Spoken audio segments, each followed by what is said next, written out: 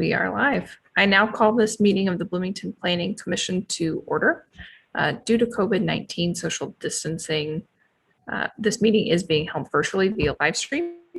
Public comment was accepted up until 15 minutes before the meeting. If you are registered and online for public comment, you will, at the time that we open the meeting up for public comment, press *6 to unmute yourself. And occasionally you do have to do that twice. At this time, we will do roll call.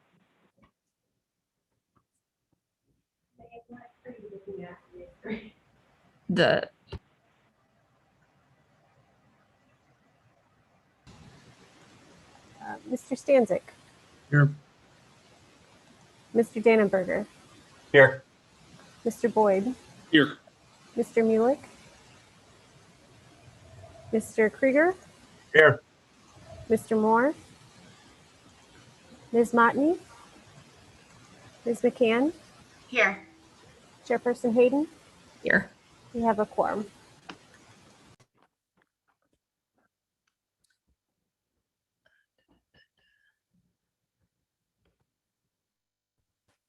At this time, we will open it up for public comment.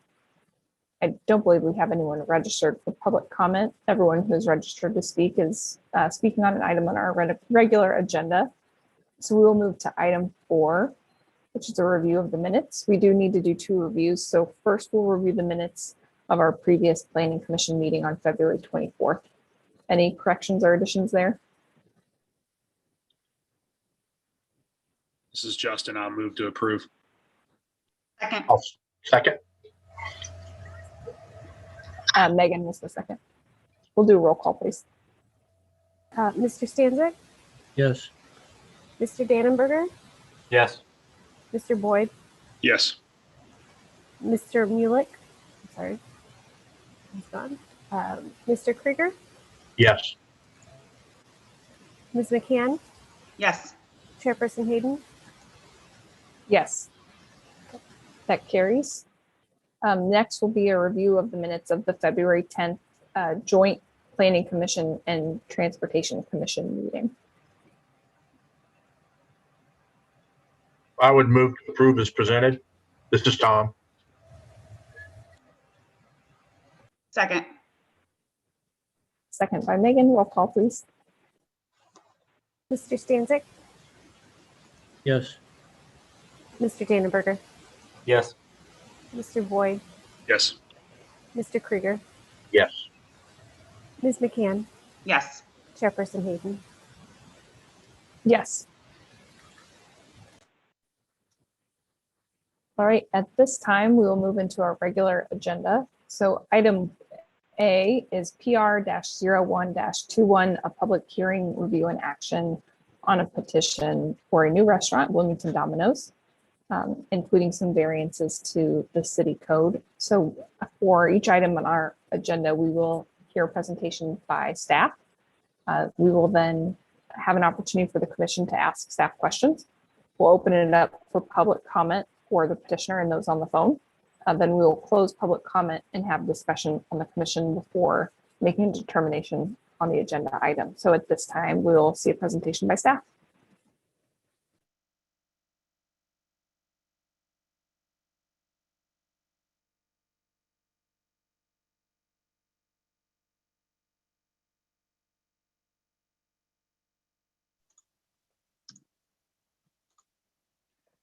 Okay, so yes, this is a, go back to the previous screen. Public hearing, review, and action on a petition for a new restaurant slash commercial space at 1514 West Market Street with the following variances requested. Variance from providing foundation landscaping plantings and variance from providing the 10-foot bypass lane for the drive-through, or more accurately, pickup window, as it'll be called in the rest of the presentation. So staff finds that the application meets the zoning ordinance's guidelines for a site plan review. We recommend that Planning Commission take the following actions. Establish findings of fact for the site plan review criteria and the variance criteria separately. deny the requested variances and recommend approval of the site plan on the condition that a revised site plan incorporating the bypass lane and foundation plantings and a compliant photometric plan are submitted. So this is a view of the subject property and surrounding area.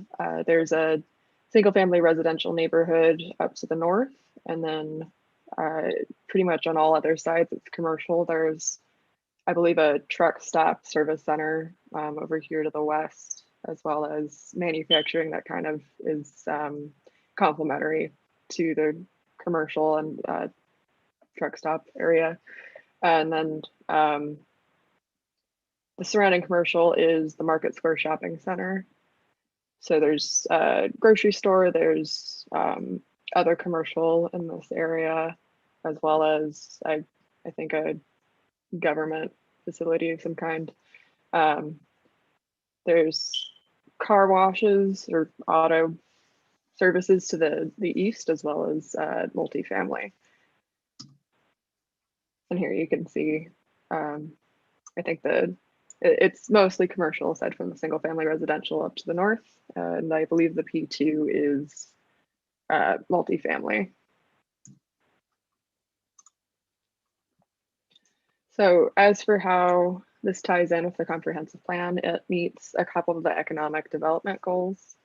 The first one being ensuring a broad range of employment opportunities for all residents. And the fourth one being enhancing the image of Bloomington as a business-friendly community. I think a sub-goal or objective under ED4 is prioritize infill and redevelopment to spur growth and reinvestment in the city. So this is the site plan as it is, or site. This is the site as it is. It was previously a restaurant. It's now vacant land. It would be infill development that's proposed. Here's some renderings of the elevations. And then the main thing staff wanted to discuss, I think, is the proposed site plan. It's compliant in pretty much every other regard aside from the requested variances. The pickup window won't facilitate ordering. It's pretty much just to pick up your order. So it's considered to, staff has indicated that stacking will be less of an issue as it might be with a drive-through. There are, I believe, 32 parking spaces provided, compliant with setbacks. The building height is compliant. There's applicable parking adjustment due to, I think there's a bus stop over here. So the required parking could actually be reduced, but that hasn't been requested. There's parking lot perimeter landscaping surrounding the lot in its entirety. And in more detail here, you can see there aren't quite 10 rows of parking anywhere really, but at the end of each row of parking, there is a landscaping island that ties into the broader perimeter landscaping. There is also a 5-foot wide pedestrian path connecting the right-of-way to the entrance of the building.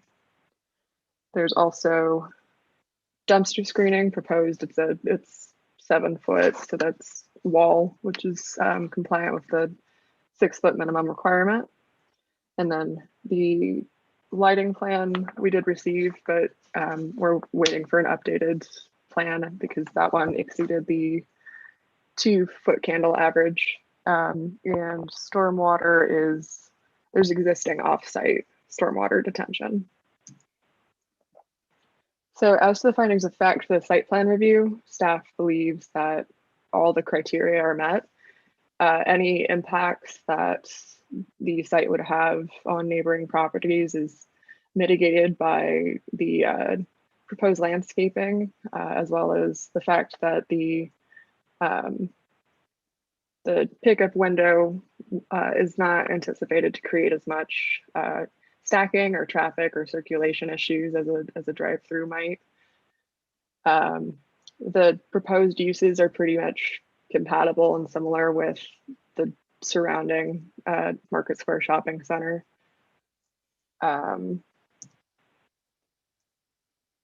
Yeah, and then the site is pretty well connected both to the interior circulation of the shopping center and to the arterial street system via Brown Street.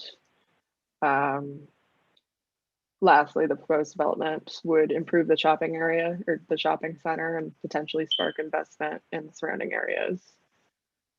Any impact on the neighboring residential neighborhood is mitigated both by, as I said, the landscaping, but also the fact that this building will be set further back than the existing restaurant. The existing structure is to be demolished, and then this is to be set further to the south. So there's about 100 feet of separation. As to the variances for the bypass lane and for the foundation landscaping, because the variance criteria requires that all of the findings of fact are met, they don't quite fit. So the main issue is that it's new construction, so it's alternative configurations that may not require these variances are possible. For instance, a bypass lane could be incorporated that shares the same easement as the pickup window lane, that may require parking reductions, but since the site is overparked by about 8 spaces, if you include the transit deduction, that they would still be in compliance with the minimum parking requirement. As to the foundation landscaping, it's required across everywhere but driveways and walkways, so it would only be required on the eastern side of the building. And then as to granting the variances would not constitute giving the applicant special privilege, because there are previous cases in which variances were granted exempting the applicant from providing a bypass lane or foundation landscaping. There are existing restaurants with perhaps more trafficked drive-through areas that don't necessarily have bypass lanes. So that wouldn't be a problem. That standard is met. And then the 5th standard, that the variance will not be detrimental to the neighborhood character, is also met due to the fact that the site's pretty well landscaped. So the foundation landscaping just along the eastern side probably wouldn't detract from the aesthetic quality of the structure. And again, as city staff have indicated, that the pickup window wouldn't generate as much stacking as a drive-through might. And so with that, we recommend denial of the variances, but approval of the site plan on the condition that a revised site plan is submitted. Thank you, Caitlin. Does anyone have any questions for Caitlin?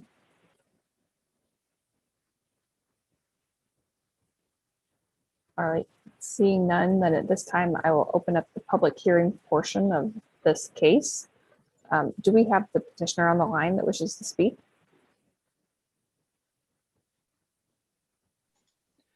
We do. We have the Go ahead, petitioner Katie. and the engineer on the line, but they might have to hit *6. Yeah, this is Wes Kistler with Civil Design. I am the civil engineer working on the project. Mr. Kistler, can I please get you to state your address and then I'll swear you in. We can have you begin testimony. Sure. Address is 104 North 2nd Street, Suite A, Effingham, Illinois. Do you swear the testimony you're about to give will be the truth? I do. All right, thank you. Please proceed. All right, so we are here today requesting 2 variances for our site plan located at 1514 West Market Street. So this property, as you mentioned, is an existing restaurant that will be torn down. The existing parking lot will be removed. The physical challenges of this site is basically the location of the existing entrances cannot be moved. The entrance along the west to Brown Street, we're not going to be able to move it north any closer to Market, and there is a power pole just to the south, so we're kind of constrained on that entrance. And to the east, that is a private entrance, and there are some landscaped islands in the middle of that kind of entryway, so we would be unable to move that entrance north or south as well. During the early stages of this process, we did find out that kind of entry exit point along the east did not have a easement for ingress egress off of that other property, so we did have to negotiate that with the property owner to the east. And then the same goes for our proposed pickup window lane exiting to the south. That also had to be an easement had to be negotiated for that as well. So and then also the existing billboard that's kind of along Market Street, it has to remain. So we were pretty limited on what we could do with the site with, the billboard having to remain, having to get easements for ingress, egress, and not being able to move the location of those. So, so as far as the bypass lane, so this pickup lane is, it's real quick. This is going to be for people who place orders online or by telephone, and they're just coming here to pick it up. They pull up to the window, say the name they're picking up for, they'll get their pizza handed to them, and they're out of there. If for some reason their pizza wasn't ready, they're just asked to park in the parking lot, and then a worker will come out and bring their pizza to them. If there would be a case where a vehicle would break down, and the bypass lane would be needed, for example, before that, while that car is stuck there per se, customers could just park in a parking spot. Pizza could be brought out to them that way, not necessarily causing a major backup if that were to happen, worst case. And also by adding that bypass lane, we would essentially need to shift the building to the east, therefore reducing parking along the east side of the building where a future tenant that would be in that building would have therefore less parking next to their building or next to their tenant space. We feel that it would be best to keep as many spaces along the east side of the building as we can, just for that future tenant to kind of be appeal to them if they've got parking next to their tenant space for their customers to come in. And the exit along the south, that's we would hate to move it more, shift everything to the west just because of the Brown Street being close there. We just didn't want to get too congested of an area there. So but by having to add a bypass lane, we just felt shifting the building to the east would be kind of less appealing to a second tenant to come in and lease that space, only having a very limited number of parking spaces kind of right next to their front door or their side of the building. And then, regarding the foundation landscaping, kind of the same thing. It would only be on the east side. We are proposing lots of nice landscaping on all sides of the building.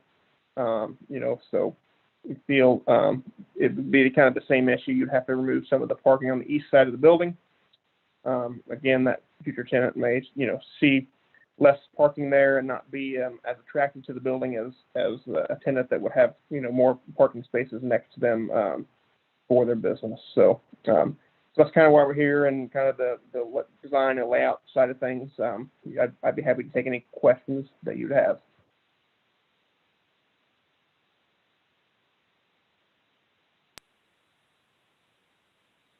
Thank you, Mr. Kistler. It doesn't look like we have any questions at this time.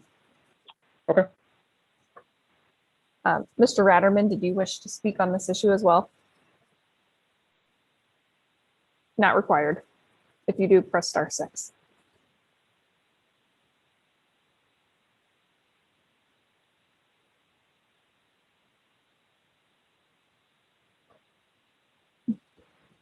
Do we have anyone else that's registered to speak either in favor or against this petition? No, and there's nobody at City Hall that is wanting to speak on the petition. Okay, well then at this time, I'm going to close the public hearing portion, open it up for discussion amongst the commission. Caitlin or Katie, would you mind think it'd be helpful to have on our screen, maybe those, the standards on the variances. Just, that seems like we may have discussion. So as a reminder, we've got 3 motions requested of us. So findings of fact, dealing with the variances, and then the recommendation on the site plan.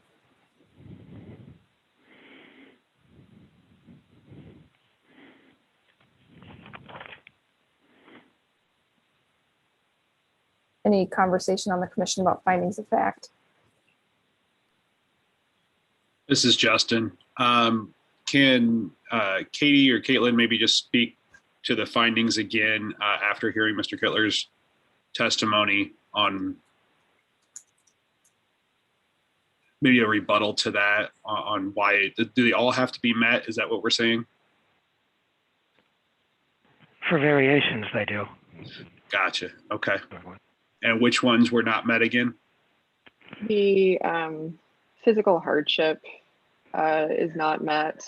The variance being the minimum action necessary to afford relief to the applicant is not met, and the need for the variance not being created by the applicant is not met, and is what staff is arguing. The basis for that being, since it's new construction, there are some limitations granted in what kinds of configurations can be made out of the site due to the existing easements.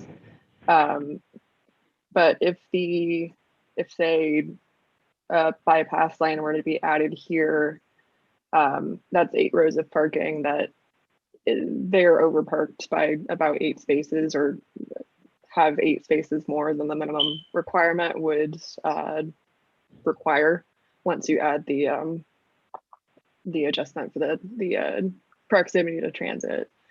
So there's that. Without the adjustment because of transit, where are they with the requirement? There's 6 spaces over without the, yeah. Awesome, thank you. Oh, I go had ahead, a David. question. My assumption is that my understanding is that the bypass lane was going to be required on the theory that they're redoing this whole thing. But if I understood Mr. Kistler correctly, I thought he was saying they could not do anything with the billboard, which would be required to come down in order to accommodate the bypass lane. Did I misunderstand him?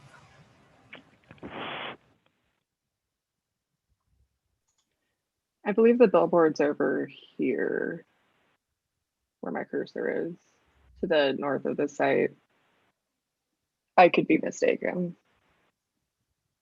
I think the billboard maybe impacted the ability to have alternative entrances or move some of the existing entrances. Caitlin, there's a picture of the site in your that shows the billboard.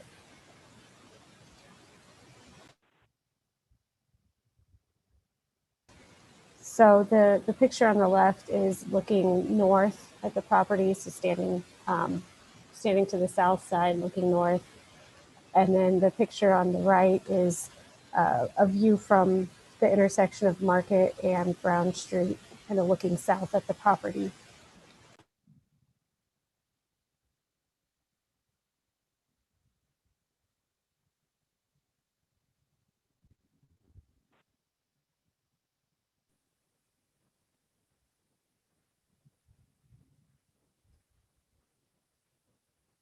Caitlin, if you go to the slide 8 on the site plan, there is a just above the arrow that's facing left.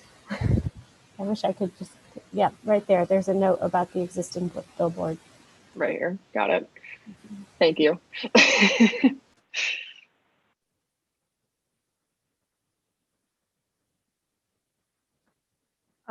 With the impact of denying both variances, so it seems like each one on its own is going to impact parking. Do they compound the parking issue, or together same number of parking spaces? I think there's the possibility that denying both could create the need for a parking variance or a further parking adjustment. If the building is, well, it depends, I guess is the short answer. If the building is moved further to the east, that would get rid of the 3 spaces. It may not get rid of the 8 spaces. So it depends on how it was reconfigured, but it is a possibility.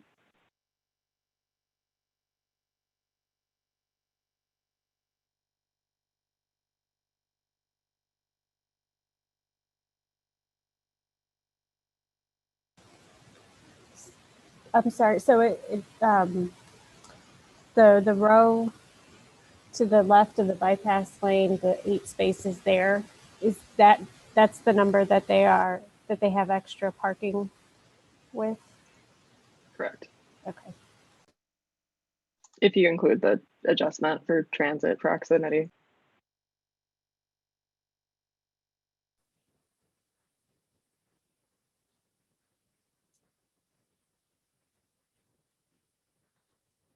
Okay, so if we deny both, then they build the bypass, and assuming they don't move the building, or even if they do, so they lose those 8 to the left of the bypass lane, and then they're going to lose those 3, where the 3 circled is, or landscaping.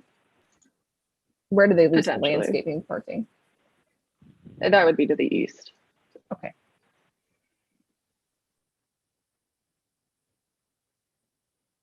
Okay. Any other questions for staff? Or comments anyone would like to make?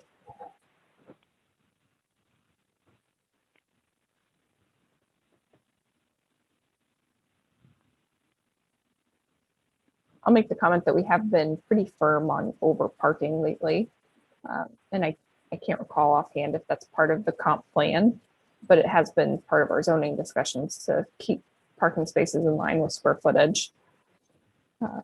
So I wouldn't be concerned about getting them to the correct number of parking spaces for their square footage, but I would hesitate to have them have a parking variance and be under, because we would deny both variances.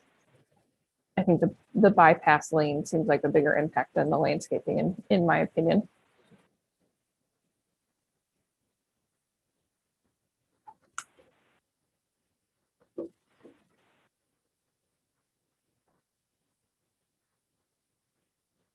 Megan, are you saying, in your opinion, the bypass lane would cause a more serious impact on the petitioner?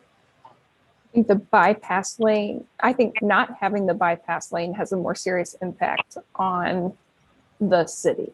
So maybe better stated is I am more inclined to deny the variance for no bypass lane and approve the variance for the landscaping. Gotcha.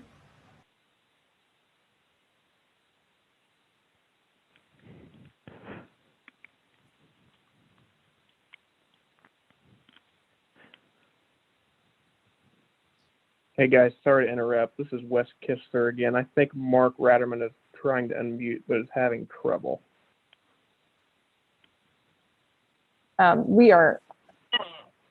We've closed the public hearing portion. So Okay. unless we, yeah, does anyone, we could vote to reopen it and then we could have Mr. Kissler, either you or Mr. Ratterman speak. Commission, do you feel like we need to hear from the petitioner? I'd move to reopen. Can we get a second? Second. All right. So that was a motion from Mr. Stanzik. Stanzik, second by Mr. Boyd. And then we need to do a roll call. Mr. Stanzik, Yes. Mr. Dannenberger, Yeah. Mr. Boyd, It's a yes vote, but I was not the second on that. thank you. I was the second. Mr. Dannenberger was the second.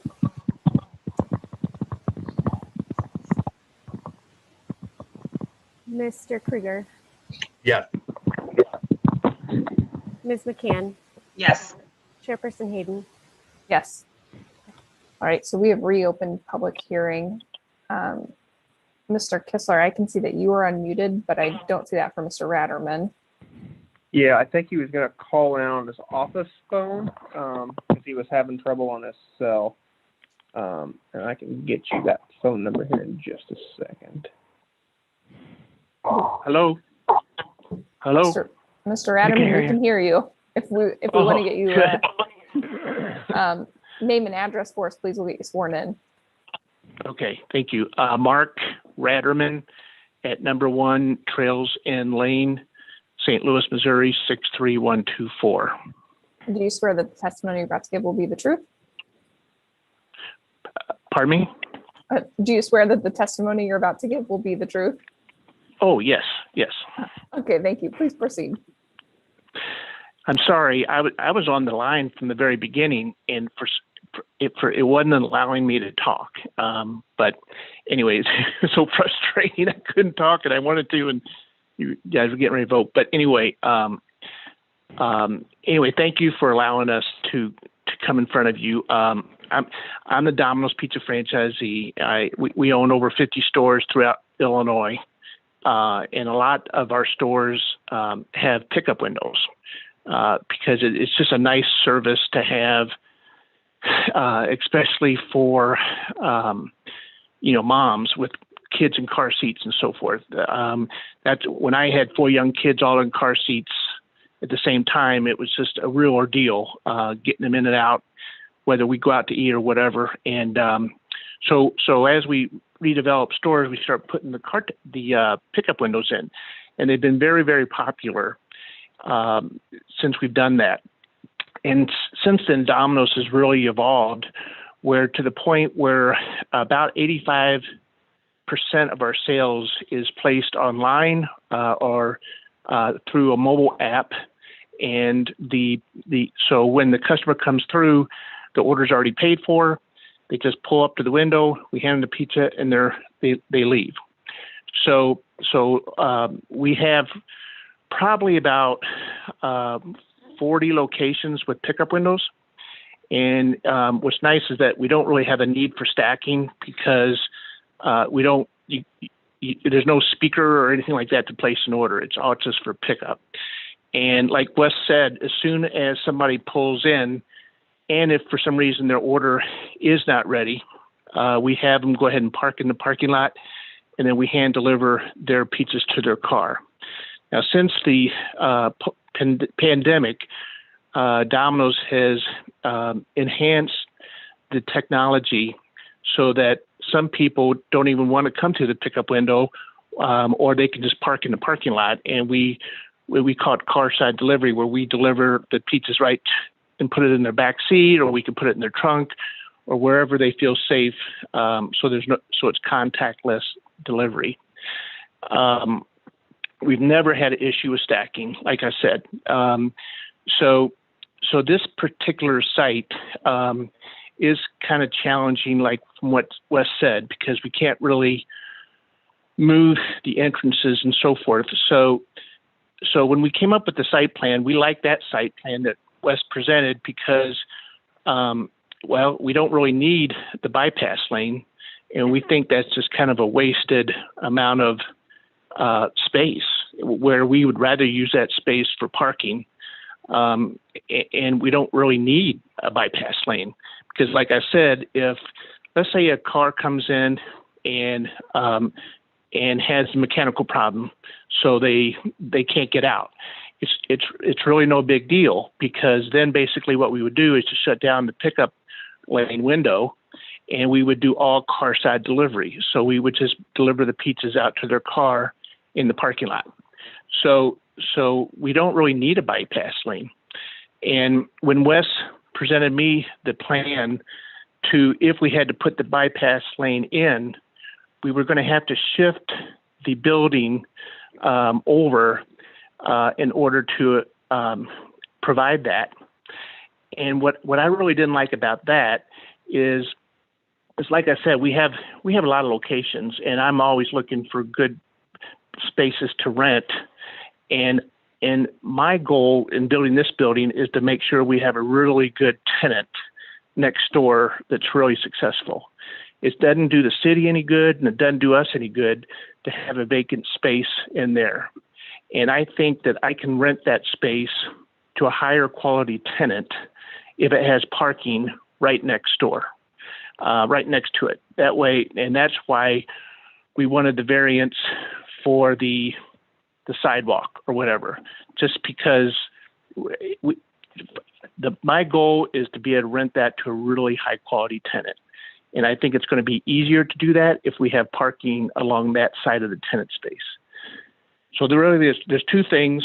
One is we don't really need the lane that goes around the pickup lane. I mean, it's just wasted. It's wasted for us. I can see the point of having it, but I think for this site, if we had a bigger site, I'd have no problem putting it in.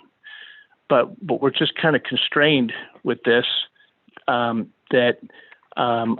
still don't think we need it. And then the other thing is for the sidewalk on the other side, just to allow us to have more parking for that tenant space, because it's a big investment for me, and I want to make sure we really get a good tenant in there. And if they have to park all the way on the other side of the parking lot, it's just going to be a harder sell. And so that's all I'm asking. I think we're going to be, when I talk to the landowner behind us, he is so excited that we're going in because finally we're getting rid of that eyesore that's out in front. And I agree. I mean, this building is going to look great. And when we design buildings, we want them to look just as good 10, 15 years from now as we do the day after construction, because we're in this for the long haul. Hopefully my kids will get into the business, and we're thinking long term here. And we think we're going to be a really good neighbor for all the businesses around us and help draw traffic that's going to help the center behind us as well. And we have a maintenance agreement with him to share cost in repair maintenance for the parking lot. And we're just really excited. This is the last piece of the puzzle. And so I'm here to answer any questions that you might have. And I would appreciate your consideration. Thank you, Mr. Ratterman. Question for you. Are customers do they ever need to pay for their pizza in the pickup window, or all of those orders are prepaid? They can pay at the window if they want, but the majority of all the orders that are online, you have to prepay. Okay, so I guess my follow-up question is, go ahead. Yeah, if they placed an order on the phone, there's a chance they wouldn't have to pay on the phone. They could pay there at the window.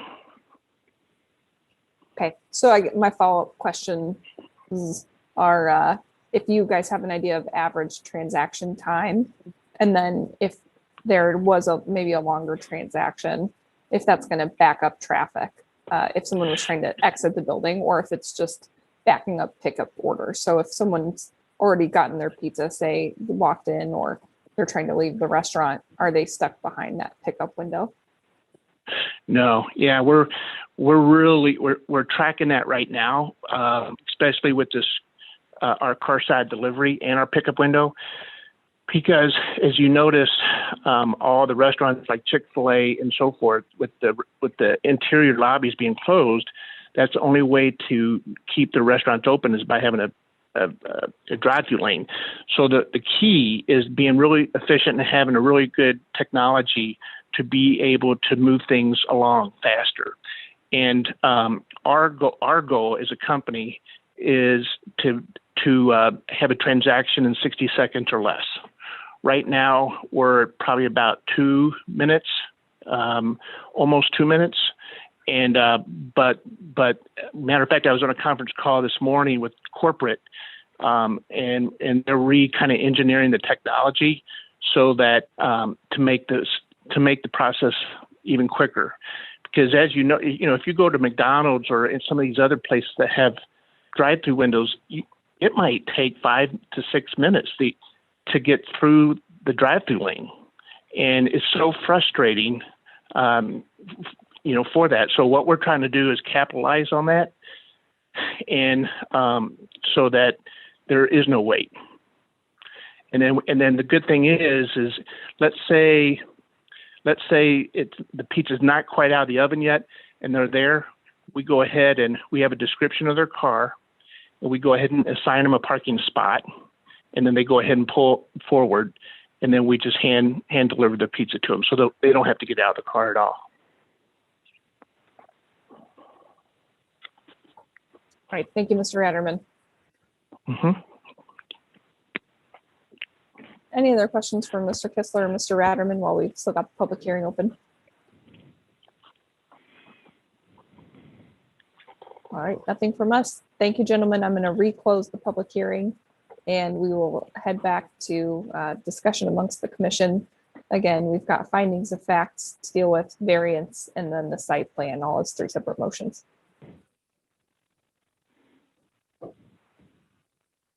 Thanks, Caitlin. This is Justin.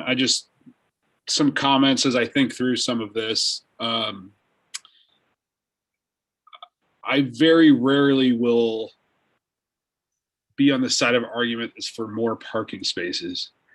However, I think Mr. Ratterman's points are well taken. And as someone who, remembers this space, David's probably remembers, and maybe Tom, the Wimpies, and it's been set and vacant for a while, and then we had some movement, and then it didn't last long. And this looks like someone's going to come in and put a nice new building here in a space that has struggled for a long time in the past to hold a strong tenant. And that's the bypass lane honestly doesn't bother me as much. I was actually flipped with you, Megan. I was more inclined to want the landscaping more than asphalt. But I think the point is well taken that we don't want half the building vacant. We don't want to go a half measure here. And it would be more difficult to rent a space when there's not parking in front of it.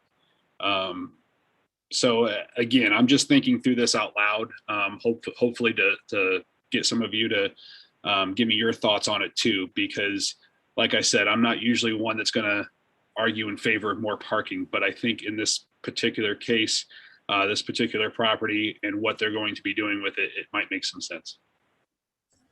I agree with Justin. I think Mr. Ratterman made a really excellent point about the way they've got their window automated, and given the manner in which they're operating right now, it seems to me the bypass lane is a bit of overkill, and I'd be inclined to find that the standards for the variance on that were met. I would agree with Justin and David. I think that what they're proposing is going to improve that corner, and it has been an eyesore for a long time. And I think that this is a great way to improve that corner. And I'll jump into my thoughts on this going into it were I can see where Megan was coming from regarding the bypass, but I do think we need to make it less difficult to improve that area. That area has been like that for a long time. So I'm very much in agreement that we should, make these accommodations to improve that area. I totally agree with all the comments right now. So.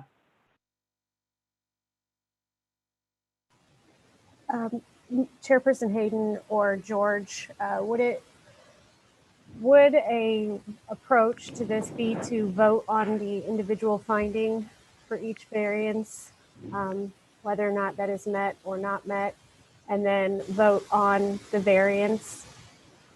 We've done this with the zoning board, so I'm happy to walk you through that if you think that would be helpful. I think it Yeah, might I depend think- on, go ahead. Oh, well, so it kind of sounds like, if I'm going to take a stab at it, that we're going to disagree with staff on the first one, disagree maybe on the second one. So perhaps I think the only standard that is not met is that the need for the variance was created by the applicant. So if Well, first of all, Megan, we're going to take one at a time, right? So we're going to talk about the first variance, the one having to do with the bypass lane. that's what Katie's proposing, but that just makes us have 1, 2, 3, 4, 5, 6, 7, 8 motions. So I know. I guess what I'm saying is, yeah, it might make sense if someone wants to. It sounds like we have a few people who want to support it. If they want to describe, I mean, we understand that the standards have to be met, all of them, right? So I don't know if we have a motion on that. I don't know that we need Yeah, I guess 10 separate ones, but George, there's probably a couple ways to handle it. We could, if there Right. is a motion that the findings are met, all 5 findings are met for the first variance, and a second, we could do a vote on that. Or an alternative would be if there's discrepancies and the board would like to motion to vote individually on each finding for the variance. Right. And take that approach too. So. that's correct. So the matter of procedure, we could not approve the variances unless we find that all findings of fact are met. Okay, that's a good. All the that's a good factors have to distinction. be met. Yeah. Okay, so the purpose of taking them one by one then is that we've got discussion on each. Okay, let's go ahead and do that. So does someone want to make a motion on the first standard that it is met? So moved. Second. Roll call, please. Or Just to- sorry, do we want any discussion since we're disagreeing with the city? And I just want to clarify the motion. Is that for just the variance for the bypass lane, or is this for both variances? Both. Could we do one variance for the bypass lane? Yeah, we're going to need to do each variance. But I would suggest if there are people who think that all the standards are met, perhaps they could make that motion. I don't know that we need 5 for each one, but we definitely need to take the variances one at a time. Maybe I'm going to withdraw my motion. Maybe before we take any kind of motion, can we have some discussion, Madam Chairperson, just about the not created by the applicant? Because I think that's going to be the one that sticks. And if we can find that some agreement around that, we might be able to save us some time. Yep. So I guess I'll start. The need for variance was not created by the applicant. I guess Katie or Caitlin, can you just give me real good clarity in layman's terms on that finding and your guys' findings? Yeah, the staff's argument on this point is essentially that it is new construction, and so alternative configurations are possible that wouldn't require variances as have been requested. Essentially that the structure could be built to code.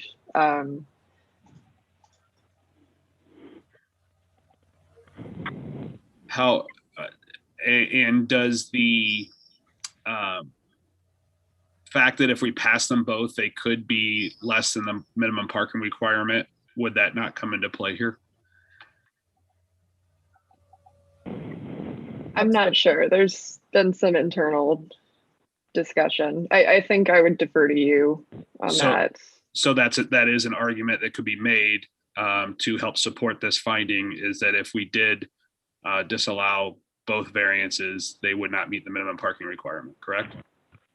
Necessitating an additional variance. Correct. Potentially. Okay.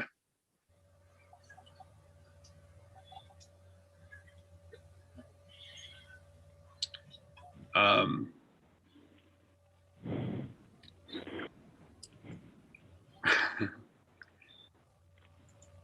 and is there any other factors that would go in besides the parking requirements on the difficulty to move the buildings based on the cutouts and the entrances onto Market or Brown?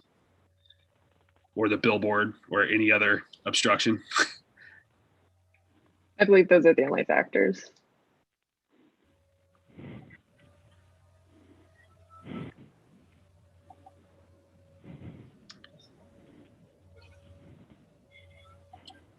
I motion that we approve all the findings of fact and they are met. This is for the bypass? Yes, I'll do it one at a time for the bypass.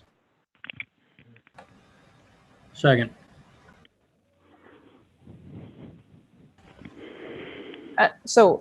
Yep, so we've got a motion, we've got a second to approve all findings. For still an opportunity for some discussion, if anyone wants to. Kim was going to jump in and ask if we could zoom in on the parking on slide 8, if you don't mind, Caitlin. The upper right hand corner where there you go. That are you able to zoom in? I believe I can't see it from here, but I believe that chart shows the parking, how they came to the parking calculations.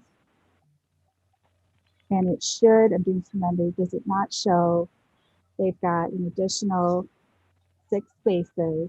Just want to answer the overpark question and if it's going to cause any variance, to be clear on that. The row that would be here. Yes.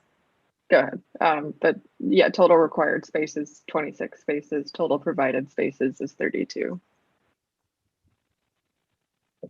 So 8 spaces are what would be affected if the entire row, if the bypass lane would go through that entire row.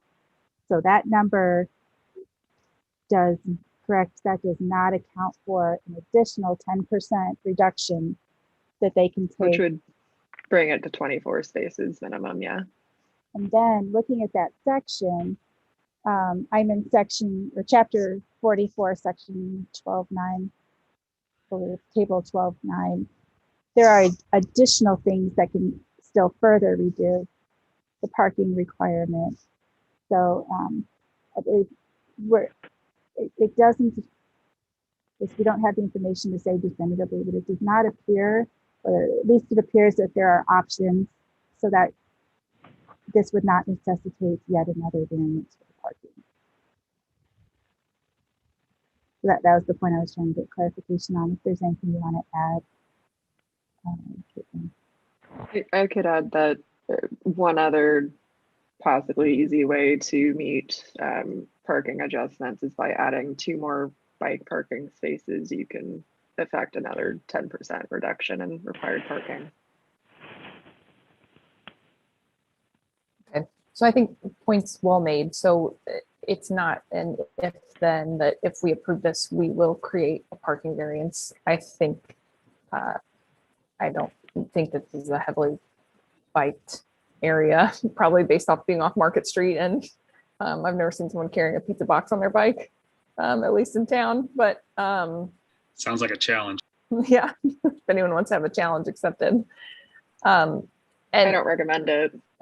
And I do think we're all taking the point to heart that the landscape variance in particular would take away those 3 parking spots flush to the building where the tenant would go. So then any tenant would be required to walk around the Domino's building and that lane to get into their building. So limits who's going to go in there. So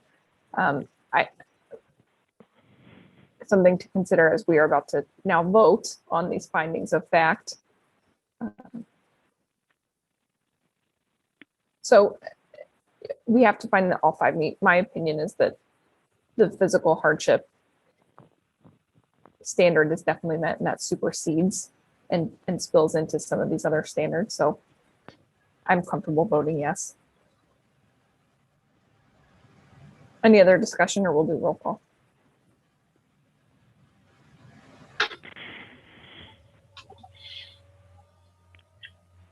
All right, roll call, please.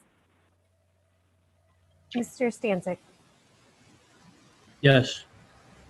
Mr. Dannenberger, Yes. Mr. Boyd, Yes. Mr. Krieger, Yes. Ms. McCann, Yes. Chairperson Hayden. Yes.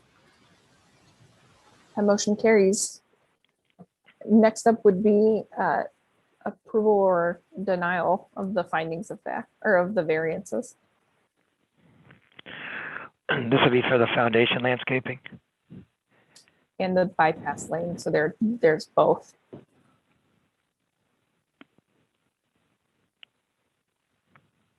Kaylin, would you mind going to the summary screen? With recommendation from from legal, my original motion was just on the bypass, just for clarity there. That's Oh, what sorry. that's Okay. what we just voted on. Sorry. Okay, so then we do need a motion on the adopting the findings of fact for the landscaping. There's a couple ways you could do it. You could do the findings of fact for the landscaping, or you could vote on the motion for the variance for the bypass lane. However you want to proceed. Huh? Excuse me? I thought we have the first one approved. That is the having to do with the bypass lane, and I thought we were now voting on the foundation landscaping. Maybe I'm- Sorry. The findings This is of my fault. facts were approved, if I'm not Right. mistaken. Yeah, findings of fact on bypass, not approving the variance. Oh, I see what you're saying. Okay. Yeah. So this will then be on the variance itself. It can be, yes. Okay, so let's talk the bypass variance itself, and then we'll go back and talk about landscaping. All right, I'll motion to approve the requested variance on the bypass lane. Second. Roll call, please. Mr. Stanzik, Yes. Mr. Dannenberger, Yes. Mr. Boyd, Yes. Mr. Krieger, Yes. Ms. McCann, Yes. Chairperson Hayden. Yes. Motion carries. All right, so now we need findings of facts on the landscaping.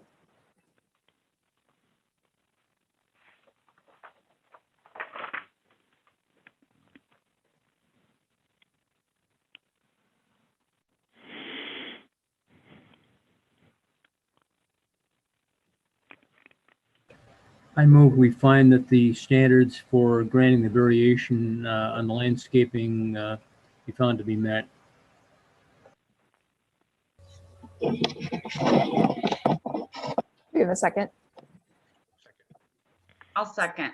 Okay, I think we got a second from Mr. Krieger first. Tom, your volume's low. If you want to turn yourself up, Okay. then we'll do roll call, please. Mr. Stanzik, Yes. Mr. Dannenberger, Yes.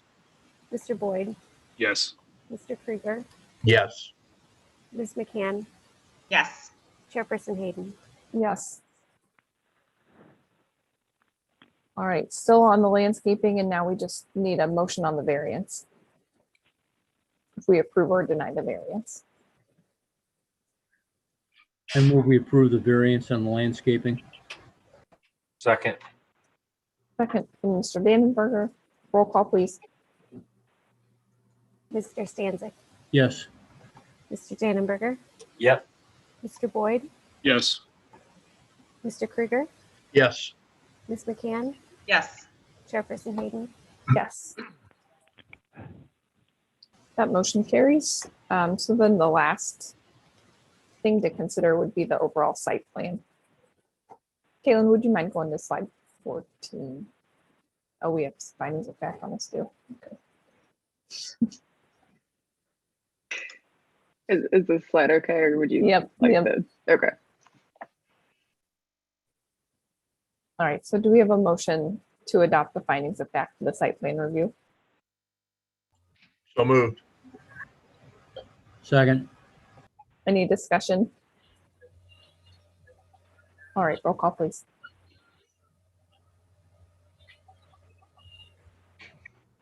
Mr. Stanzik, Yes. Mr. Dannenberger, Yes. Mr. Boyd, Yes.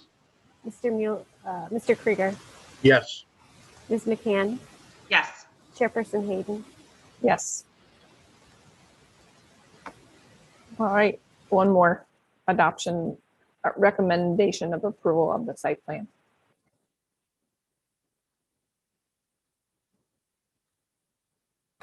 Recommend, or I move to recommend approval of the site plan.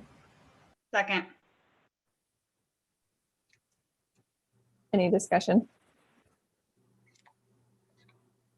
All right, roll call, please.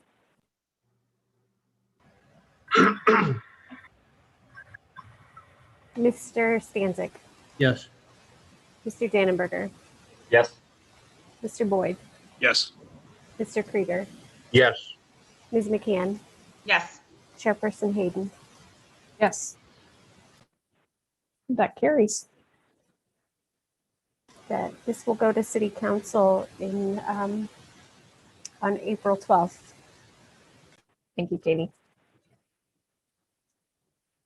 All right, so that moves us to the next item on our agenda, Z-03-21, public hearing, review, and action on a petition submitted by RJB Construction, requesting a zoning map amendment from R1C to R4 manufactured home park for the property located along South Beach Road. This had been tabled from our February 10th meeting. So before we turn it over to staff, if you all remember, we considered this in two parts. So the first item on our agenda is the rezoning from R1C to R4.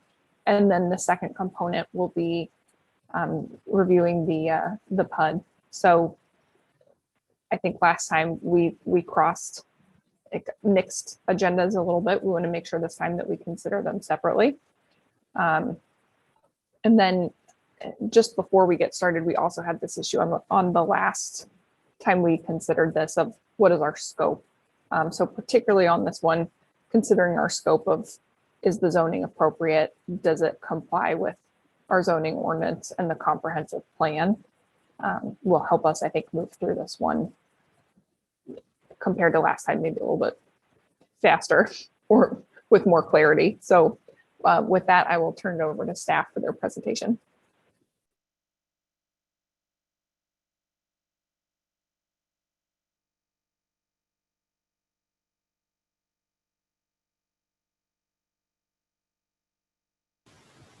All right.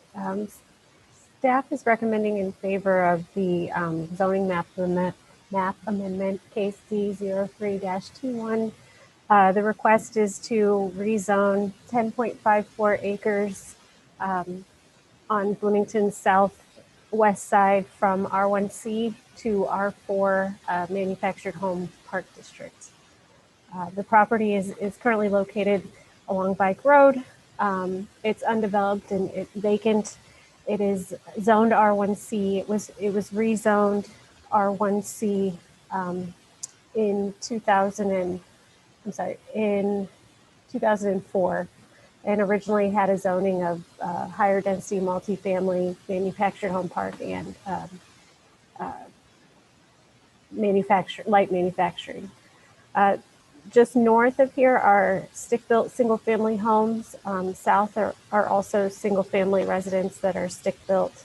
And the property is located along Bike Road with access to the Route 66 bike trail. As I mentioned, the zoning is R1C. To the north, we have R2. The south is R1C. Just west of here is manufacturing, and then east would be unincorporated agricultural zoning. Some photos of the property. It's currently vacant and undeveloped. Looking at the comprehensive plan, this property is a tier 1 infill development priority, and the comprehensive plan anticipates a kind of a medium density residential district zoning. Also looking at some of the goals in the comprehensive plan related to providing diverse housing stock and quality housing stock for Bloomington residents. So when we talked in February, there was a request for some additional information regarding other R4 properties in the city of Bloomington. And before I provide that, I just want to provide a little bit of clarity on what the R4 district is. So the R1C district, the current zoning is single family stick-built homes. The R4 district would include, it's tailored more towards prefabricated or manufactured housing. R4 allows for manufactured housing that's located on a non-permanent foundation, so that could be picked up and moved, but it would also allow manufactured housing on permanent foundations as well. So the zoning kind of dictates the type of house that would be built in that district. Other R4 zoned properties in the city of Bloomington, staff did some research using our rental registration and manufactured home park registration and licensing, and found that there are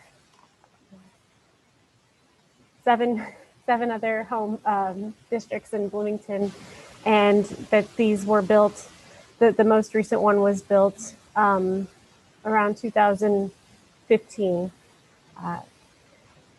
The other ones are a little bit older, and there is a manufactured home park just south of the subject property. It's Prairie Place. It's located at 3710 Daffodil, and that was established around 1996.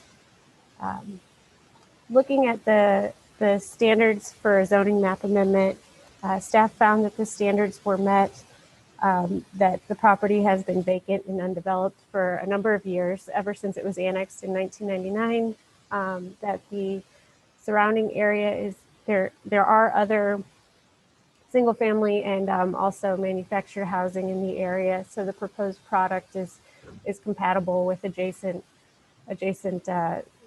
housing, and the what would be allowed in the R4 district would be compatible with adjacent uses. Looking at the extent, the adequacy of the streets, as well as the amount of flood, minimum flood damage and impacts on existing services, the property is accessible by bike road. The street can absorb additional residential. The property is currently zoned residential and could be improved with single family housing. There really would not be much change in terms of service from police, fire, schools, and also any stormwater detention that would be required would have to be provided by the applicant.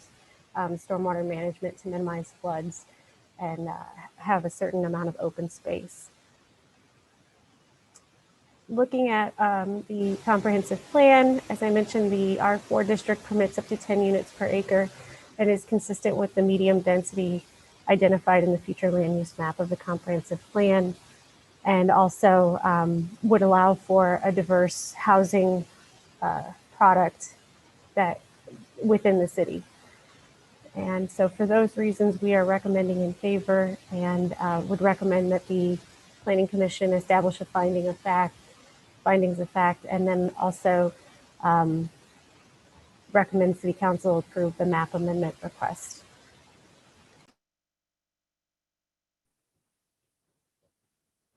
Any questions for staff?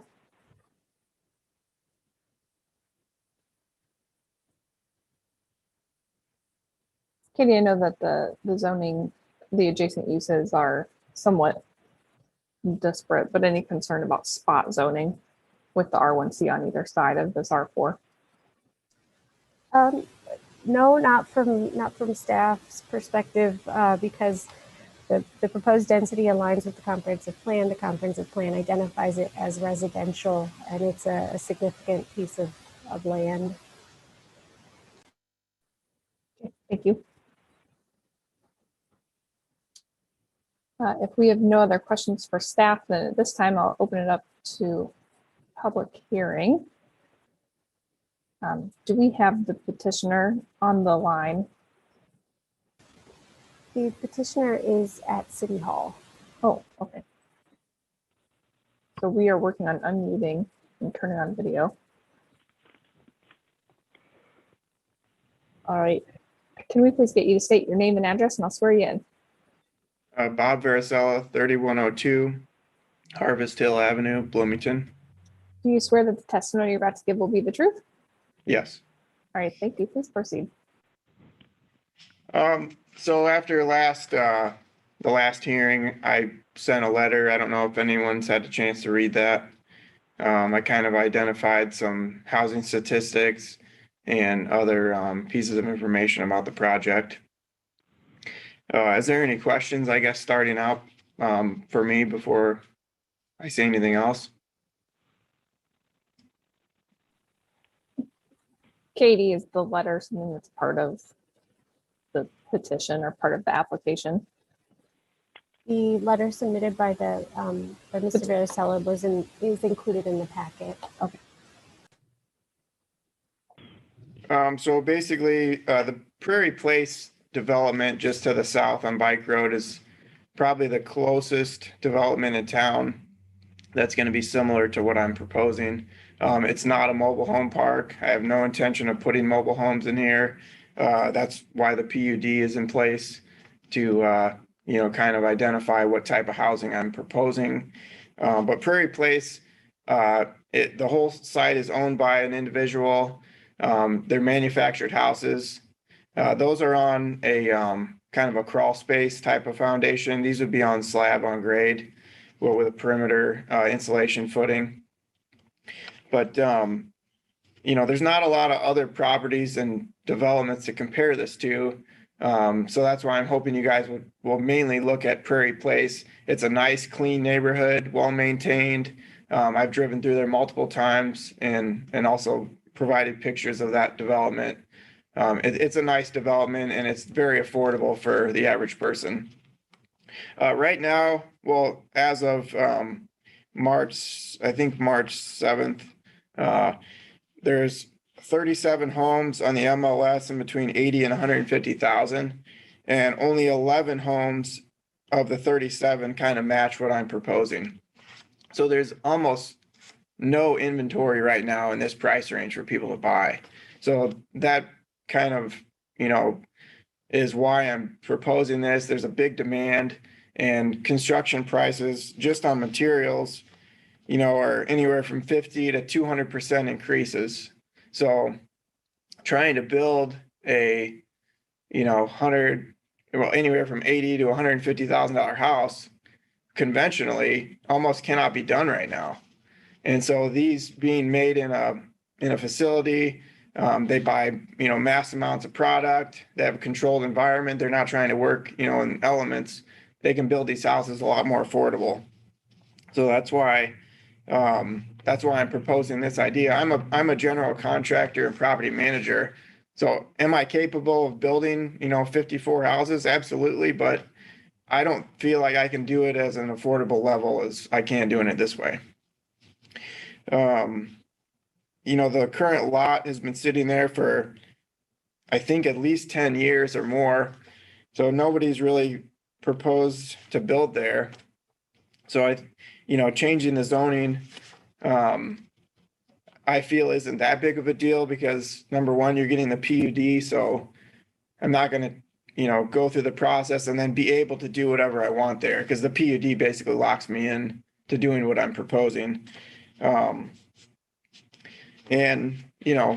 I don't know of anyone else that's thought of a development for this site. So, using a current piece of land instead of going and destroying farm ground seems like a lot better idea to me than going that route. And, I don't know how much of the process that you guys are aware of, but, I've been working on this since July. Going back and forth with staff. COVID has hindered being able to meet in person as much. And the amount of money that it takes to create engineering plans and put this together, I've had to, kind of go into my retirement account to be able to afford all of the, drawings, concept drawings. Engineering is very expensive. And basically going through the process, it's a big gamble on my part to try to do this. So I just ask that you please take that into consideration. Thank you, Mr. Vericelli. Is there anyone who has any questions for him about, let's focus questions and discussion on the zoning. All right. Well, I'm sure we'll speak to you again soon on the PUD. Thank you. I do believe we had someone on the line that wishes to speak in opposition. Yeah. If that person can press *6 to unmute themselves, and then please limit their comments at this time to the proposed zoning change. Hi, this is Joseph Taylor. Hi, Mr. Taylor, can you please state your address and then I'll get you sworn in? 7 Eric Court, Bloomington, Illinois, 61705. Do you swear that the testimony you're about to give will be the truth? I do. All right, thank you. Please proceed. All right, I thank the commissioners for giving me the chance to present here again. I know I kind of spoke at length during the last meeting, and I won't take up as much of your time this time. I did just have a few kind of follow-up comments did some more research and put some numbers down on paper for your information. Just so you know, the neighborhood that I'm in, just to the north of the subject, my opinion of the lot prices around here is roughly $20,000 per lot. Under a conventional mortgage at a fairly conservative 3.5% interest rate for a 30-year mortgage, that turns out to be about a $90 per month payment to buy a piece of land in the neighborhood to the north. Even if the lot was $30,000, which I don't think this neighborhood is, and I don't think the smaller lots next door would be, but that would only be $135 per month. I was informed that the proposed lot rent of the subject property here was $425. Obviously, that does include some other, I'm assuming that would include water, sewer, trash. So if you take that out of there and you pull out $125 a month for water, sewer, and trash, you could still say that you're paying about $300. The average user that buys a home in this park would pay roughly $300 a month for the land. And that equates to, if you take that figure and assume, okay, maybe conservatively, the lot rent is going to go up over time. Conservatively at a 1% increase per year, over 30 years, you're going to pay over $125,000 for that piece of land over that 30-year period. If you were back to that $20,000 lot, like I said in the beginning, like my lot that I'm on, paying $90 a month for 30 years, I would pay $32,000 to own that same piece of ground. And this is where you can see the financial hindrance of any person who kind of gets themselves into this sort of leasehold obligation. You can buy it and pay $32,000 over 30 years and own it and have an appreciating asset, or you can rent and pay $125,000 over 30 years and still not own it and still owe rent, perpetually into the future. And obviously that kind of correlates with my discussion of the poor financial decision that this turns out to be for so many people who choose to live in these situations. I did have some other notes that may be more along the lines of some of your standards. With the whole presentation is thought to be for, lower price point to bring people in. So obviously you're bringing in people with less financial range to pay for things. I think that necessitates more of a need for public transportation, which is not here. There is no bus stop along Bike Road here. And there is access to the bike trail here, which is the only only recreation in the area. But that bike trail is actually kind of runs parallel to the bike road, which is 45, 55 mile an hour speed zones here. And every time I've walked on it, I'm perpetually looking over my shoulder, trying to make sure I'm not hit by a car, which is, going through there at 60, 70 miles an hour a lot of times. So again, it's not the best for recreation. So there is a chance of bringing people in here, locking them in here, putting them in this financial strain, and then again, them having limited access to, no access to public transportation and limited access to nearby recreation as well. In reference to the Prairie Place is probably the closest in proximity. In my opinion, that it is drastically different than what is being proposed, just primarily because of the foundations. Again, they are on that concrete block, and the homes are turned sideways, where the home is facing the road instead of turned on end, where you just have the end of the home facing the road. It creates a much different feel and a much different drive-through of the property, and a different visual appeal to the homeowners and to the neighbors. I noticed there was requested changes in setback and minimum lot size. Obviously these are things which allow him to fit more units onto the property. Mr. Taylor, I'm sorry, I'm going to jump in. I think the comments that you're making at this time are more related to the PUD. So if you don't mind, I'm going to have you hold ones related to the site plan until our next case. Okay, here's a couple more things on the zoning. Okay. I did have a couple more comments just specifically on the zoning. Most of the R4 zoned properties in Bloomington are primarily adjacent to commercial properties. They're not really like in this case where they're sandwiched in between two stick-built subdivisions. The majority of them are kind of adjacent to business parks, commercial areas, industrial areas.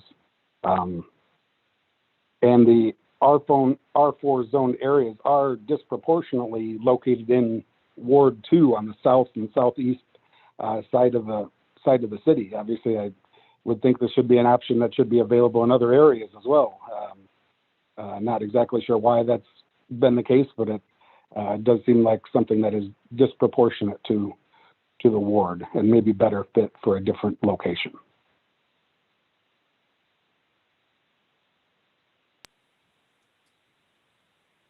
That's all I had. Thank you. Thank you, Mr. Taylor. Does anyone have any questions for Mr. Taylor?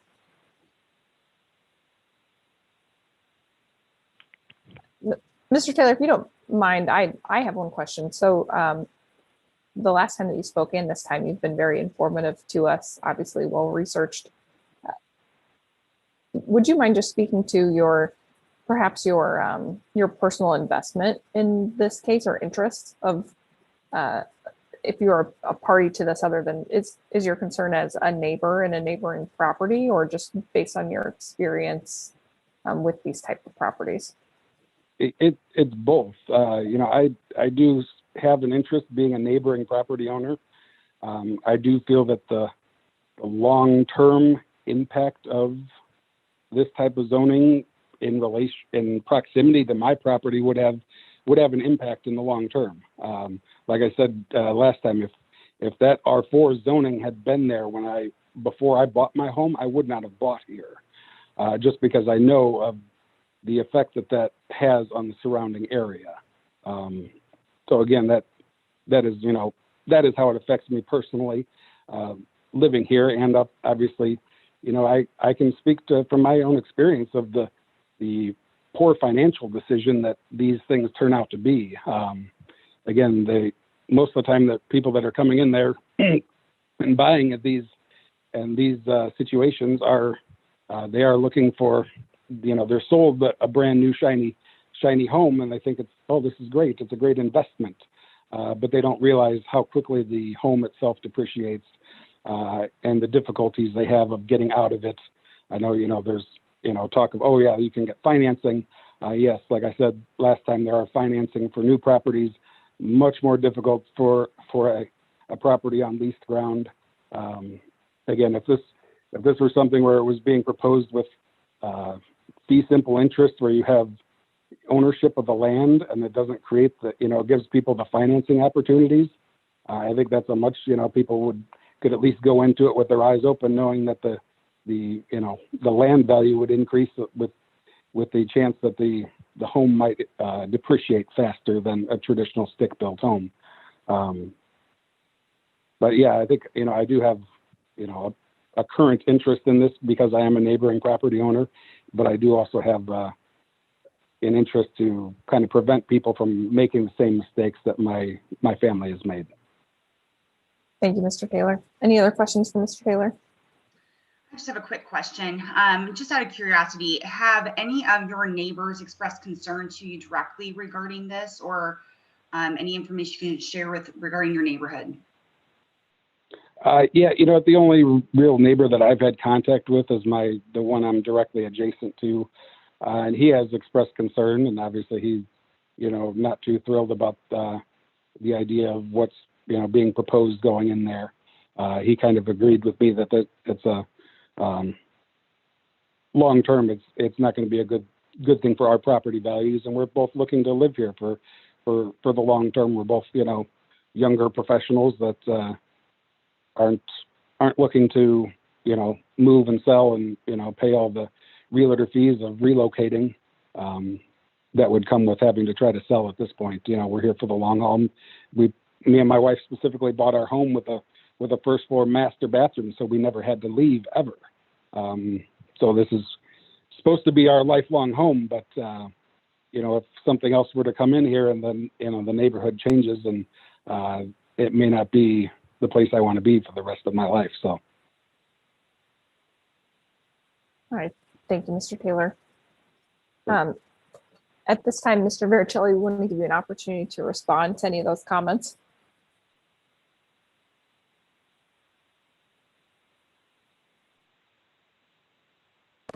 Couple comments and follow up.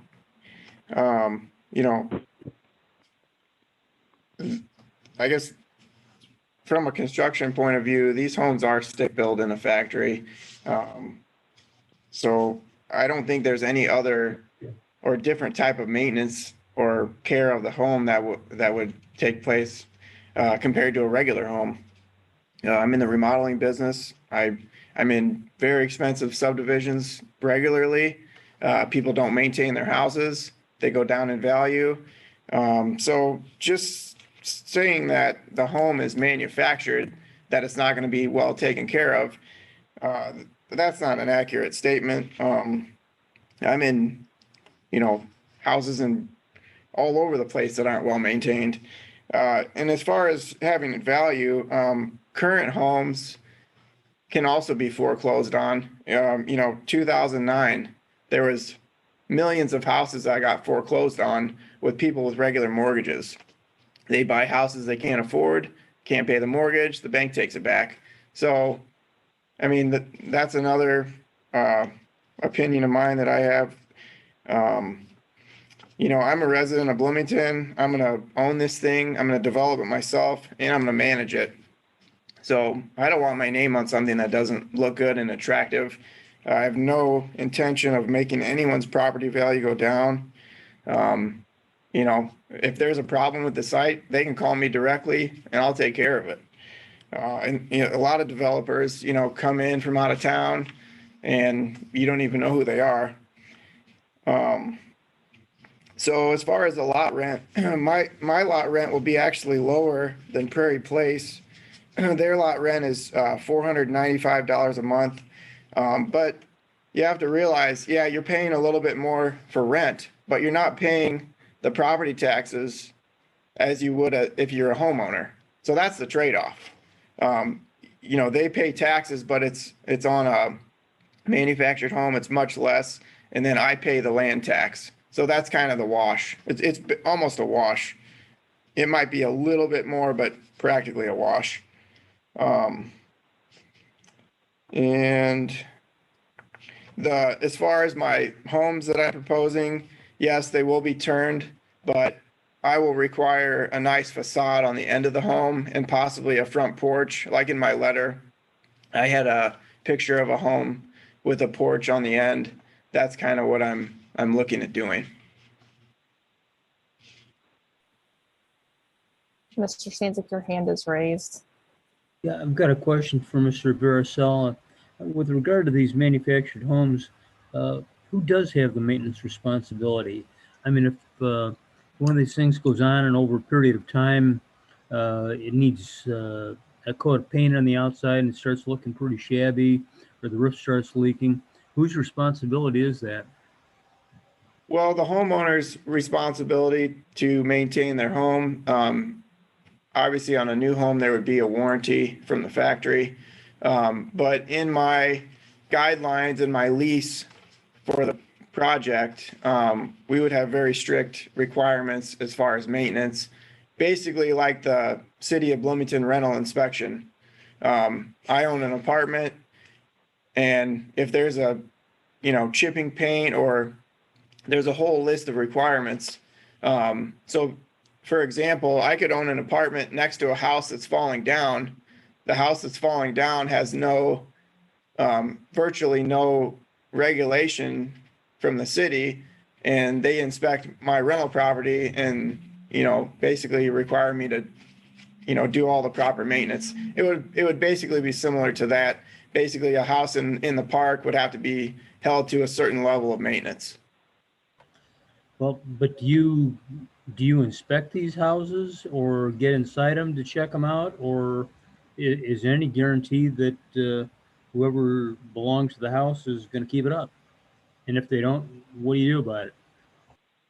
Well, I don't know that I would have legality to go inside the home if I don't own it, but from an exterior perspective, that's what we would be, inspecting and requiring a certain level of maintenance.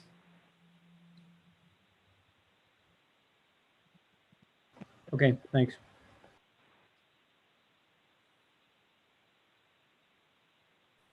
Any other questions, concerns, comments?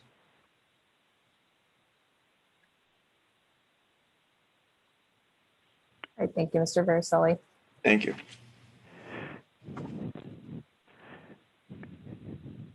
George, do you have are you making a comment, or are you just breathing? Well, I wanted to know if there's any other persons who are speaking either for or against it. The proposal. We don't have anyone else on the line, but we did get an email.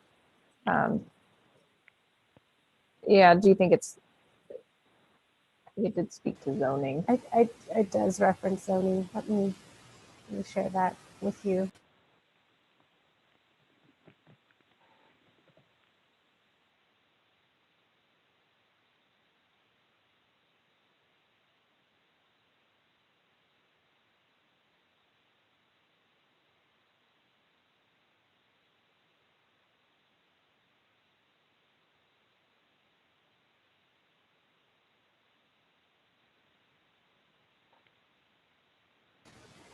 We received an email from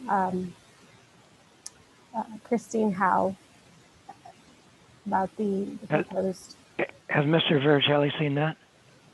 I emailed it to the commission as well as the petitioner.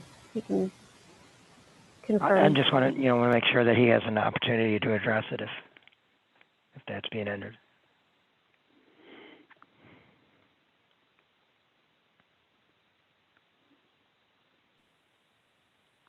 Yep, so let's enter that into the record at this time. Mr. Varicelli, if you want to address anything in this letter, feel free to. I think property values you have spoken to, but perhaps not the recreational size or the recreational area. You don't have to if you've not had a chance to review this yet. As far as the recreational area, we're required to have a certain amount of green space and open area per the PUD requirements. as far as the city, bus route and the bike road, I don't really have a control over that. I mean, I think this would kind of play into any development, you know, conventional residential, what I'm proposing, duplexes. I think that's kind of out of my hands as far as the Fox Creek and Bike Road safety. But as far as, children and property values, there's going to be plenty of green space in the development for exterior activities. And for the property values, my goal would be to have this be a positive thing for the community and make it increase value.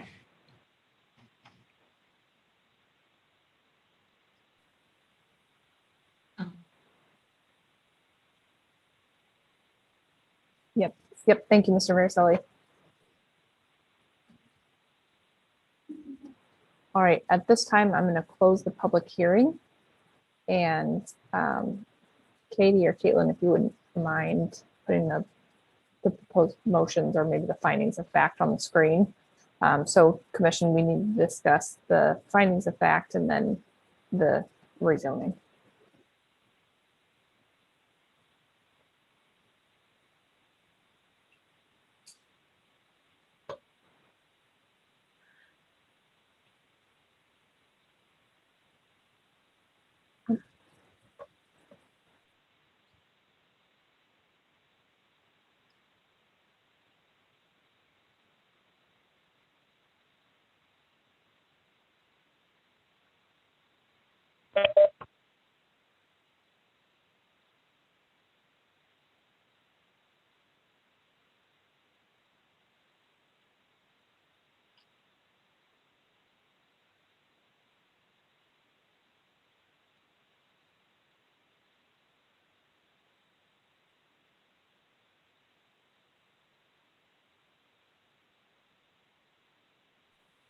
Sorry, we're having some sidebar. We've got an unexpected visitor in the conference room. We're trying to figure out if we need to open testimony back up or if they were registered or not. So we need just a moment.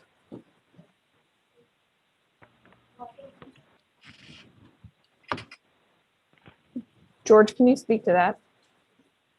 Yeah, what's the situation?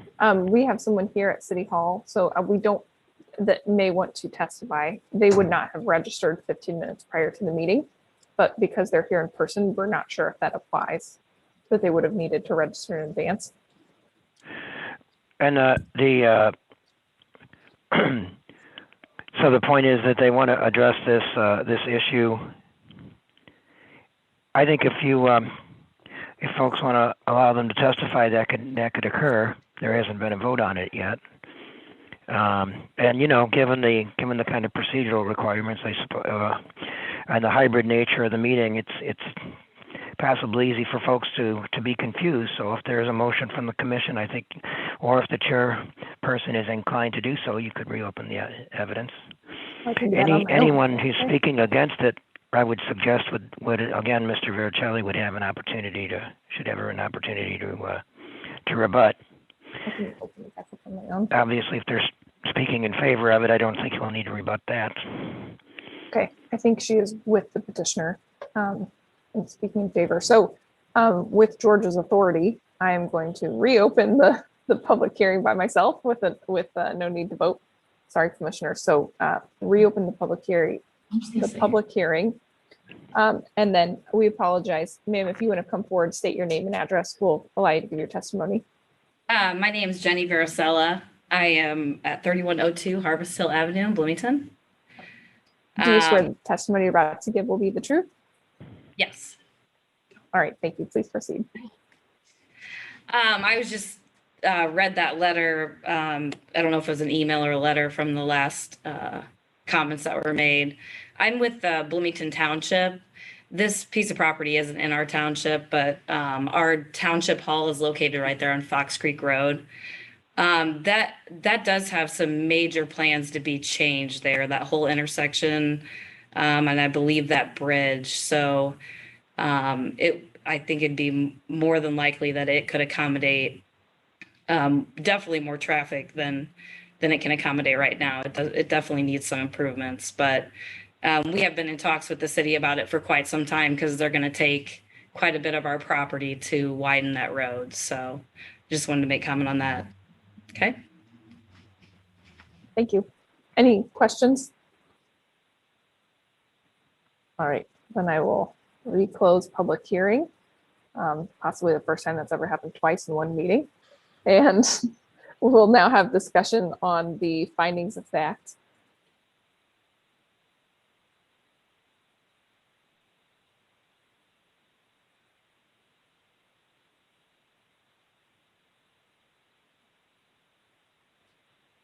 Any concerns, or does anyone want to make a motion to adopt staff's findings of fact? Yeah, Chairperson Hayden, this is Justin. I'll motion to establish the findings of fact as proposed.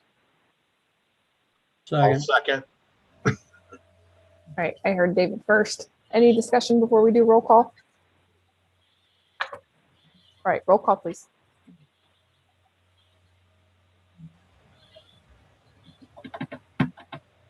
Mr. Stanzik, Yes. Mr. Dannenberger, Yep. Mr. Boyd, Yes. Mr. Krieger, Yes. Ms. McCain, Yes. Chairperson Hayden. Yes. Okay, that motion carries. So the next would be a recommendation to council to approve the rezoning from R1C to R4. This is Justin. I'll make that motion. I'll second. All right, I heard Mr. Krieger before I saw Mr. Dannenberger. So we'll do roll call, please. Mr. Stanzik. Yes. Okay. Mr. Dannenberger, Yes. Mr. Boyd, Yes. Mr. Krieger, Yes. Ms. McCann, Yes. Chairperson Hayden. Yes, that motion carries. And that concludes that agenda item, which then takes us to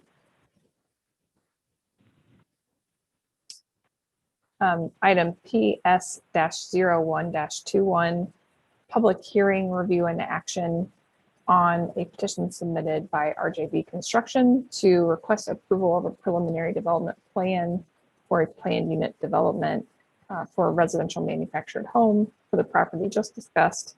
This was also tabled from our February 10th meeting. Katie, staff going to make a presentation. Okay.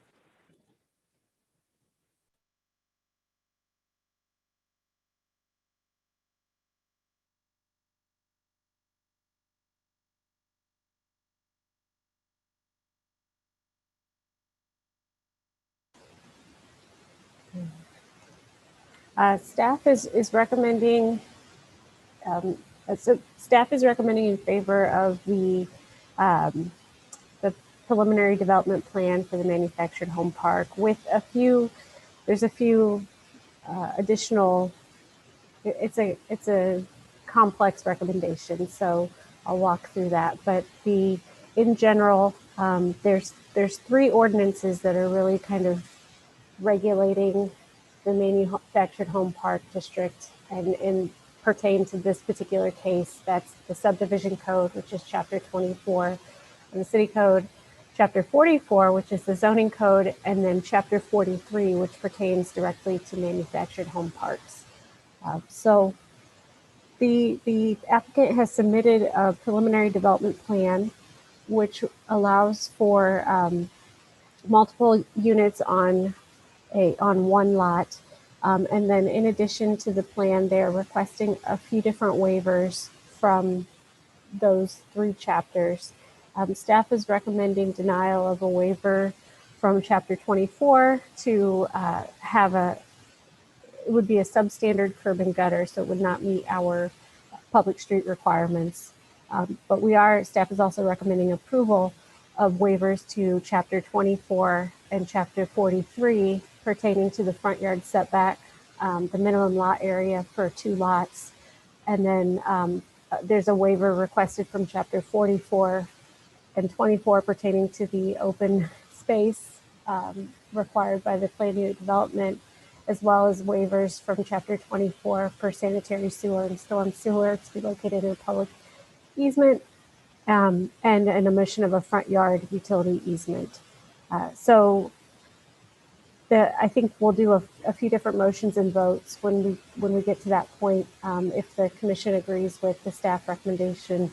And then our final recommendation would be that council approve the plan unit development with the waivers that have been approved, but also there's still some outstanding comments from city staff that I'll explain in a little bit of detail, just pertaining to the actual plan itself that would need to be addressed. So, Katie, did those waivers, they're considered individually or by chapter? I have them in here kind of just grouped as waivers that we are, waivers that we would recommend approval of and recommend denial of. We could do it that way, or if there's disagreement with the staff recommendation, we can take them by chapter if you'd like. Okay. Just asking. Thank you. So once again, the subject property is 10.54 acres. Located on Bloomington's east side. Its current zoning, if approved by city council, would be R4.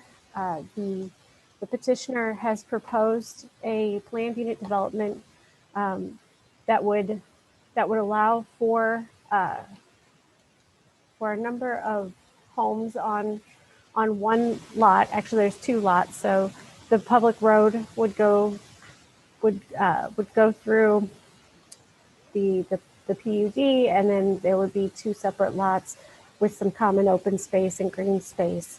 The waivers from chapter 24 that I mentioned are one is to allow public sidewalk on one side of the street. The other would be to allow for the substandard curb and gutter, the 6B6.14 in lieu of the M.41 4.18, which is what we typically require for public streets.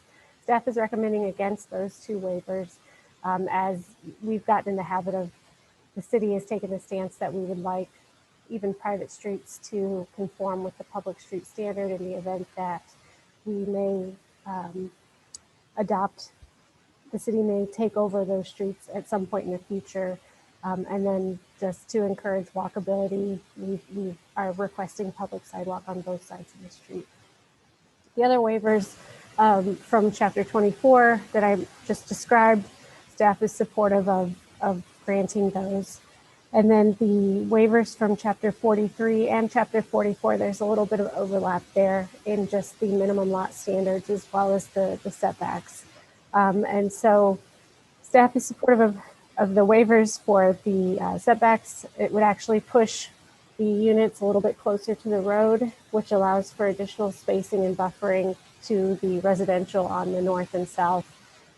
So by moving the houses a little bit closer to the road, it also makes the streets appear a little bit more, I guess, narrow, which can serve a traffic calming function, but then still provides adequate space for a buffer, minimizing the impacts on the adjacent properties on the south and the north. The Planning Commission, your role, what you can do per our ordinance is there's a few different actions the Planning Commission can take pertaining to a planned unit development. The commission needs to, if making a recommendation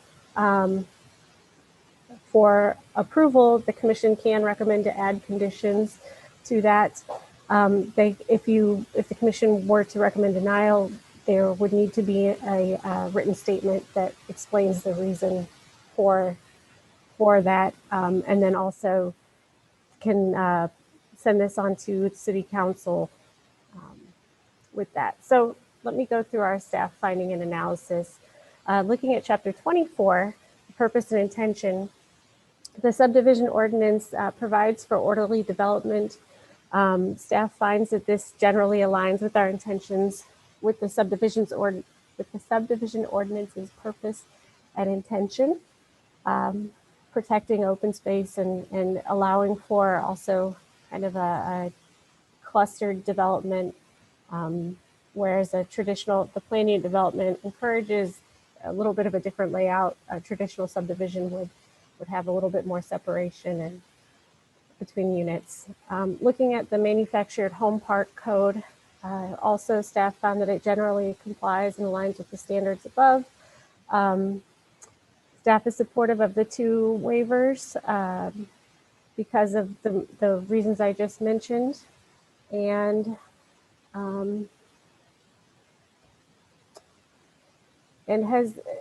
we had spoken with the applicant about needing a recreational area or a development plan from that. And the applicant is, that was one of the initial staff comments. In conversation with the applicant though, because they're going the PUD open route, you know, that may not be necessary anymore. So staff's not as concerned about having a playground at the recreational area, since the PUD would allow for kind of general open space that could be used to recreate, not necessarily specifically a playground. The standards for planning and development in Chapter 44 that the city uses to look at a PUD are the alignment with the comprehensive plan. This is a Tier 1 infill redevelopment priority. The manufactured home park, which allows for manufactured units, would provide a diverse housing option for the city. The impacts on adjacent properties some of those can be mitigated through heavy landscaping, through additional transitional yards. The proposed PUD provides setbacks between the adjacent residential and provides space for the landscaping. Additionally, impacts on public facilities and resources. The proposed density is comparable to what's contemplated it's actually less than what's contemplated in the comprehensive plan.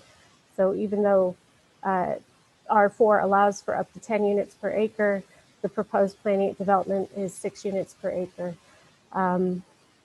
With the exception of the waiver for sidewalk and the waiver for the street design, staff feels that the PUD will have the impacts on public facilities will be minimal. I mean, the property is currently zoned R1C. Planning Commission is recommending rezoning to R4.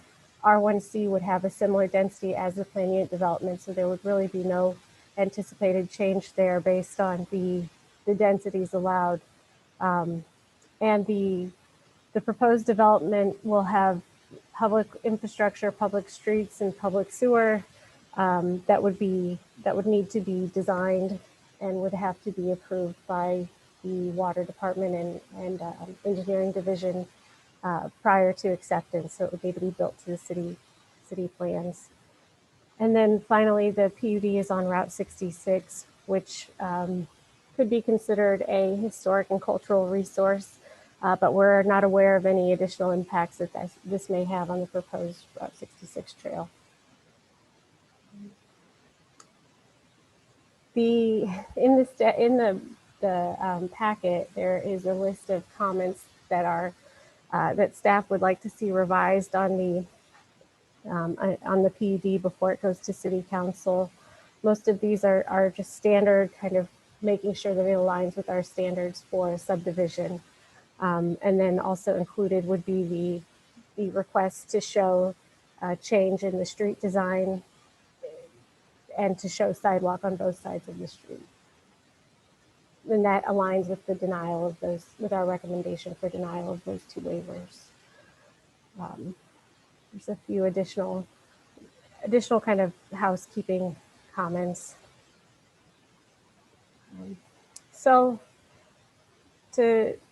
And we can bring this slide back up again, Megan, later, but just kind of walking through the waivers that staff is recommending approval of. And the waivers that we would be recommending denial of, these are from chapter 24. And then our final recommendation would be approval with the condition that the additional comments are met. Thank you for that presentation, Katie. That was very helpful. What questions does anyone have for Katie before we open it up?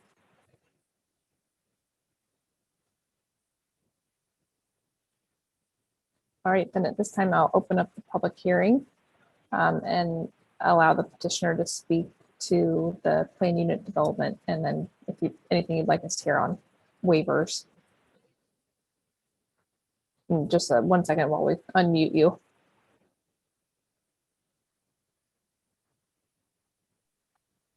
Okay, ready for you. Thanks. So, I mean, a lot of the concerns with the PUD, obviously we've talked about with the zoning.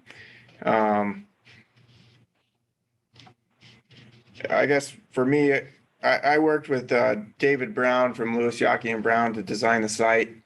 I guess I'm going to address some of the staff concerns with some of the engineering. Dave Brown has designed a curb that that will do and handle the same function as a standard curb. He feels that with the standard curb, there's going to be so many curb cuts in there.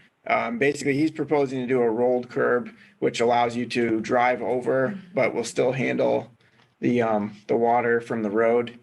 So that's kind of why we designed it that way, just so that we don't have to curb cut everywhere. The roads can be put in.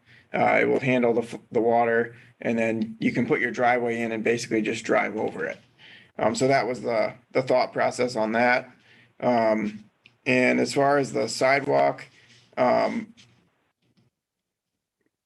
what, and I don't want to speak out of turn, but 4-foot sidewalk is in the current code. So, you know, going to a 5-foot sidewalk is a lot more costly. So we basically feel that, you know, we should be able to comply with code on the sidewalk width. And we feel like the interior sidewalk in the development will serve as plenty adequate. And there's like an ADA requirement for sidewalk width, but there'll be driveways that will meet the passing zone for ADA. So basically, if 2 people are coming down the sidewalk, I don't know offhand the distance that you have to have a passing zone, but the driveways will serve as the passing zones for handicap accessibility. The house is being basically pushed closer to the road will, like Katie said, allow for more transitional yard in the back. We're proposing to build a berm on the north and south property line with landscaping. There's a landscaping plan in the packet that will serve as a buffer in between the 2 neighborhoods, so the north and south. So by pushing those homes closer, you know, then running the sidewalk through both sides, you're really eating up the front yard. So again, going down to a 4-foot sidewalk, we feel would be adequate. It's technically in the city code and serve all the purpose and safety that would be required.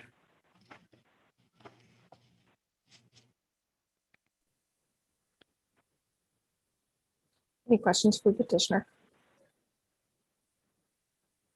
All right, thank you. At this time, is there anyone who wishes to speak in opposition to the planned unit development? I think we lost Mr. Taylor.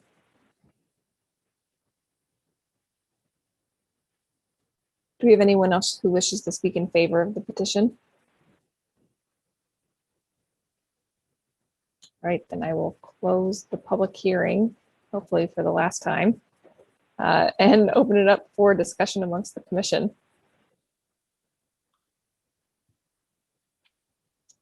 Katie, can you speak to the the 4 foot versus 5 foot? What's in the code? Please. So this is really more of an engineering within their domain, but the manual of practice is in need of an update. It does currently say 4 foot wide. Engineering and the city have been asking for 5 foot to allow for better compliance with the accessibility code. Same with the slope, the change in slope as well. And I know there is Public Works is currently in the process of updating the manual of practice, working on that to align with that 5 foot. Thank you. This is Justin. I got a few questions. So current code says 4 foot sidewalk.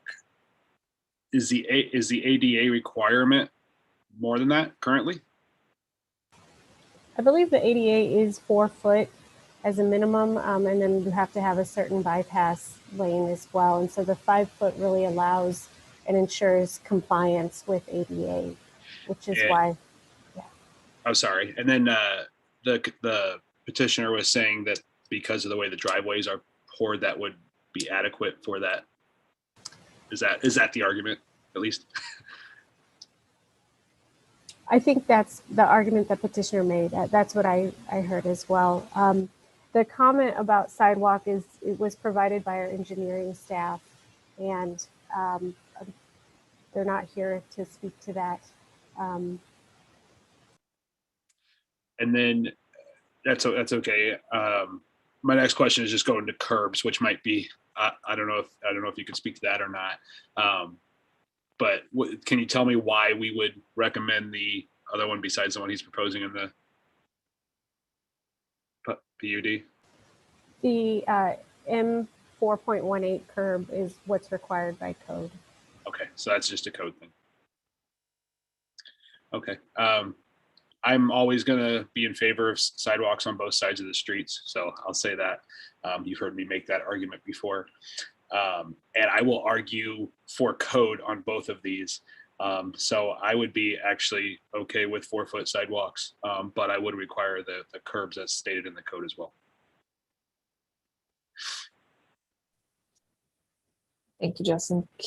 Katie, can you explain the open space percentage that, so understanding that the backyard transitional yards more space, and by pushing closer to the road, that's how we're accomplishing that. So it seems like overall the entire plan has more open space. I think what was concerning to me were the comments about the traffic on Bike Road and walkability, and then pushing those homes even closer to the road with that allowing the waiver from 10 feet to 5 feet. There's a lot of comments in that question. So just wanting to hear why you guys are not concerned about that, or what the offsetting factor would be.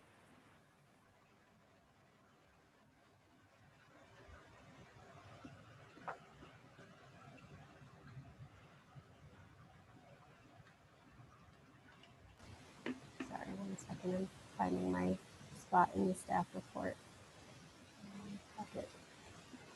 Okay, so let me speak to the open space requirement first. The plan unit development, the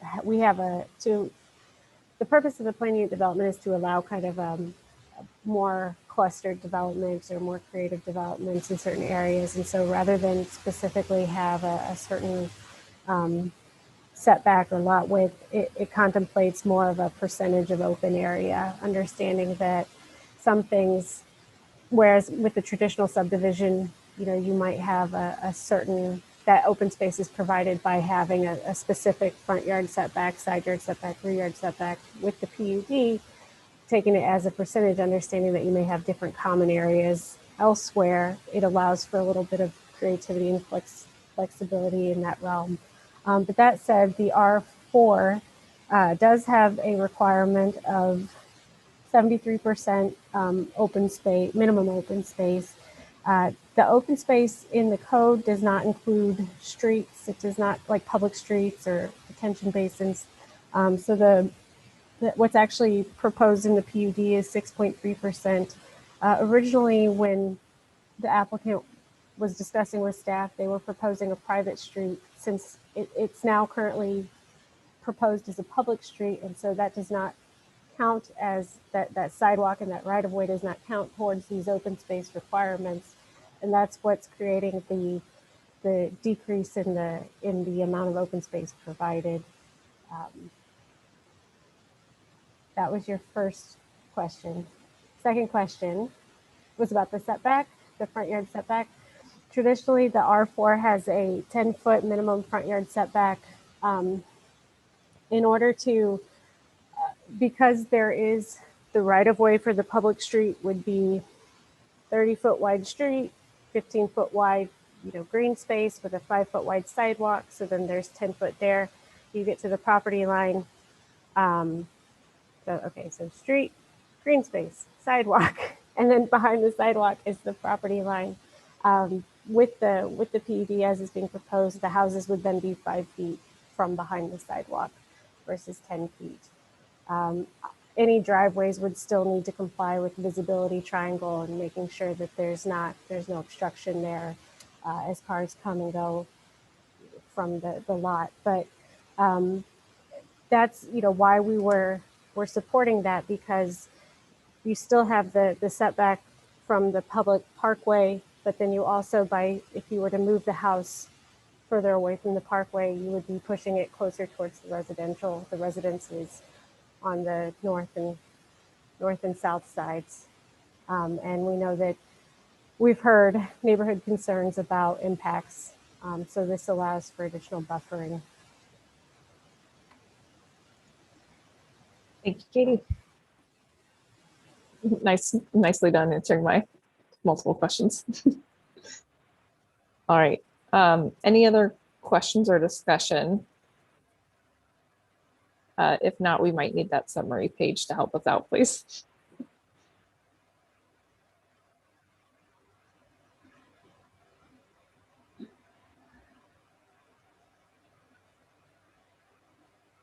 But first up would be adopting staff's findings of fact or not. This is Justin. I move that we adopt the findings of fact. Second.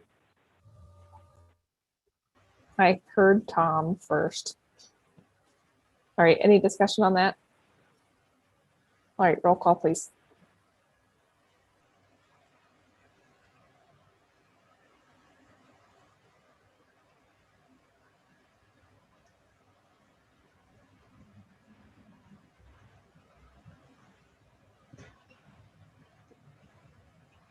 All right, Mr. Stanzik, Yes. Mr. Dannenberger, Yes. Mr. Boyd, Yes. Mr. Krieger, Yes. Ms. McCann, Yes. Chairperson Hayden. Yes. That motion carries. So then the waivers, we're going to need to take these one at a time.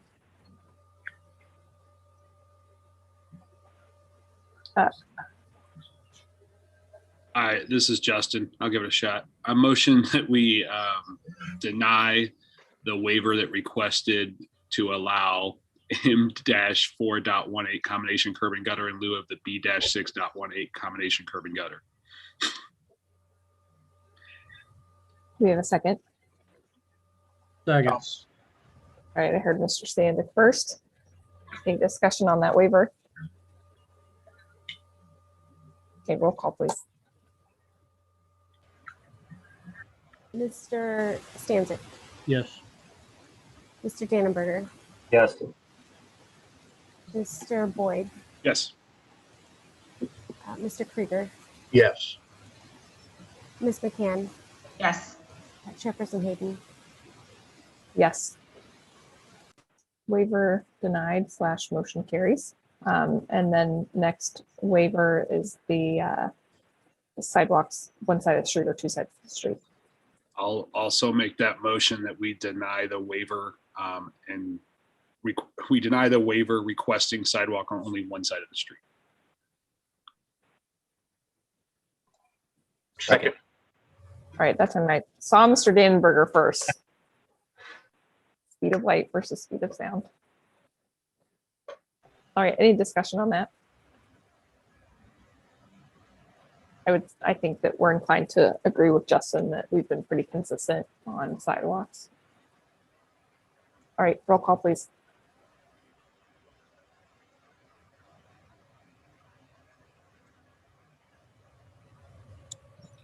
I can do it. Mr. Stanzik, Yes. Mr. Dannenberger, Yes. Mr. Boyd, Yes. Mr. Krieger, Yes. Ms. McCann, Yes. and Chairperson Hayden. Yes. That motion carries. All right, next would be the waiver for the 5-foot front yard versus 10-foot.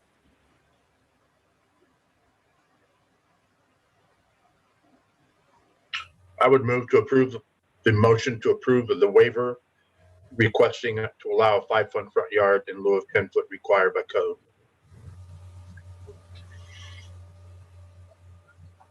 Do we have a second? I'll second.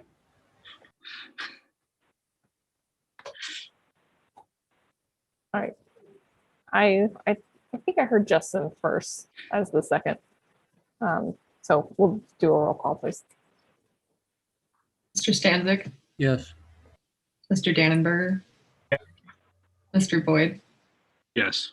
Mr. Krieger, Yes. Ms. McCann, Yes. and Chairperson Hayden. Yes. All right, lot area.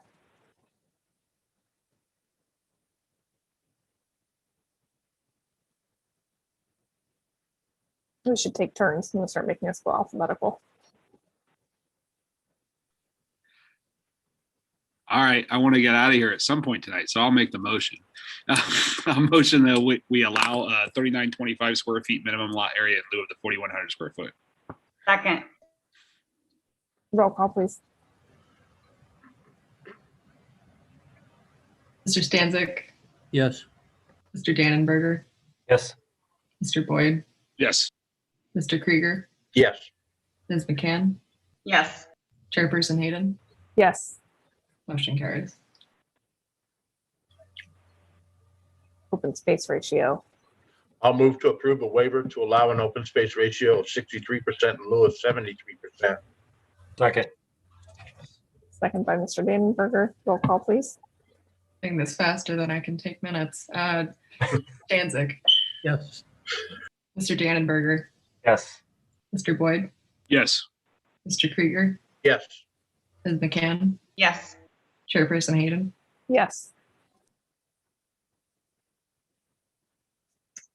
Sanitary sewer.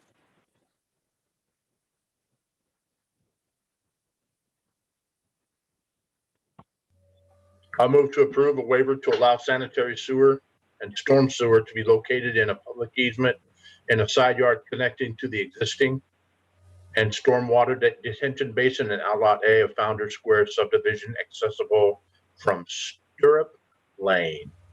Second. Second by Mr. Stanzik. Roll call, please. Mr. Stanzik, Yes. Mr. Dannenberger, Yes. Mr. Boyd, Yes. Mr. Krieger, Yes. Ms. McCann, Yes. Chairperson Hayden. Yes. Motion carries. Last waiver.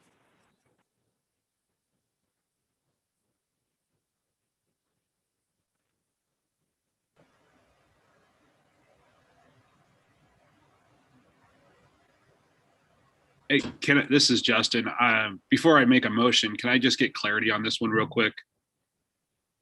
On exactly what someone could help me explain it.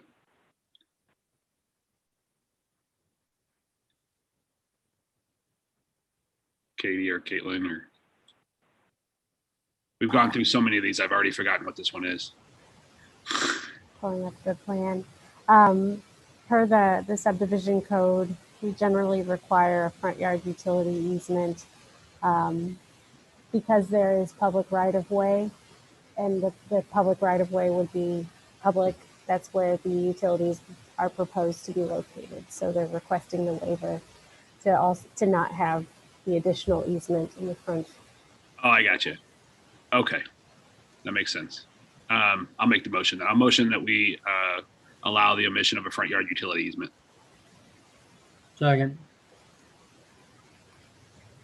Roll call, please. Mr. Stanzik,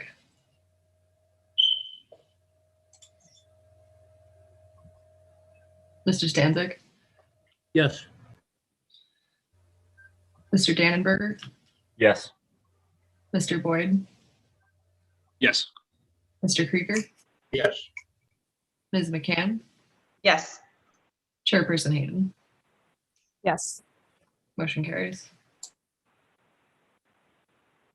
All right, and then the last item for us to consider is recommending that council approve the planned unit development. If I can, sorry, if I can just clarify, the staff comments, the staff is recommending with the comments to be addressed. One of our comments that would be addressed is for the 4-foot sidewalk to be changed to 5 foot. So I just wanted to point that out to you based on your discussion previously about requiring 4-foot or 5-foot sidewalk. Can I see on the screen again the comments?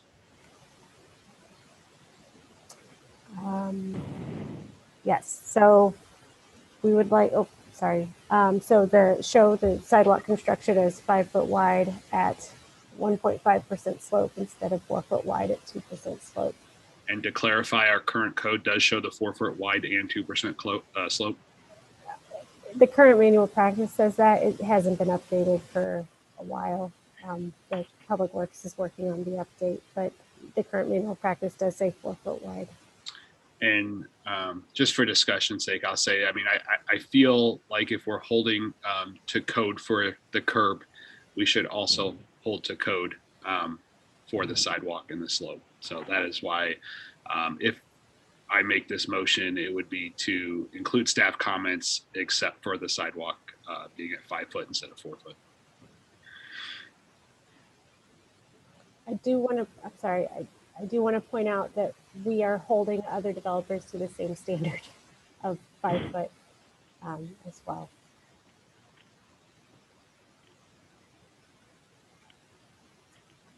Any other discussion on that from anyone other than Justin, so he's not on an island there?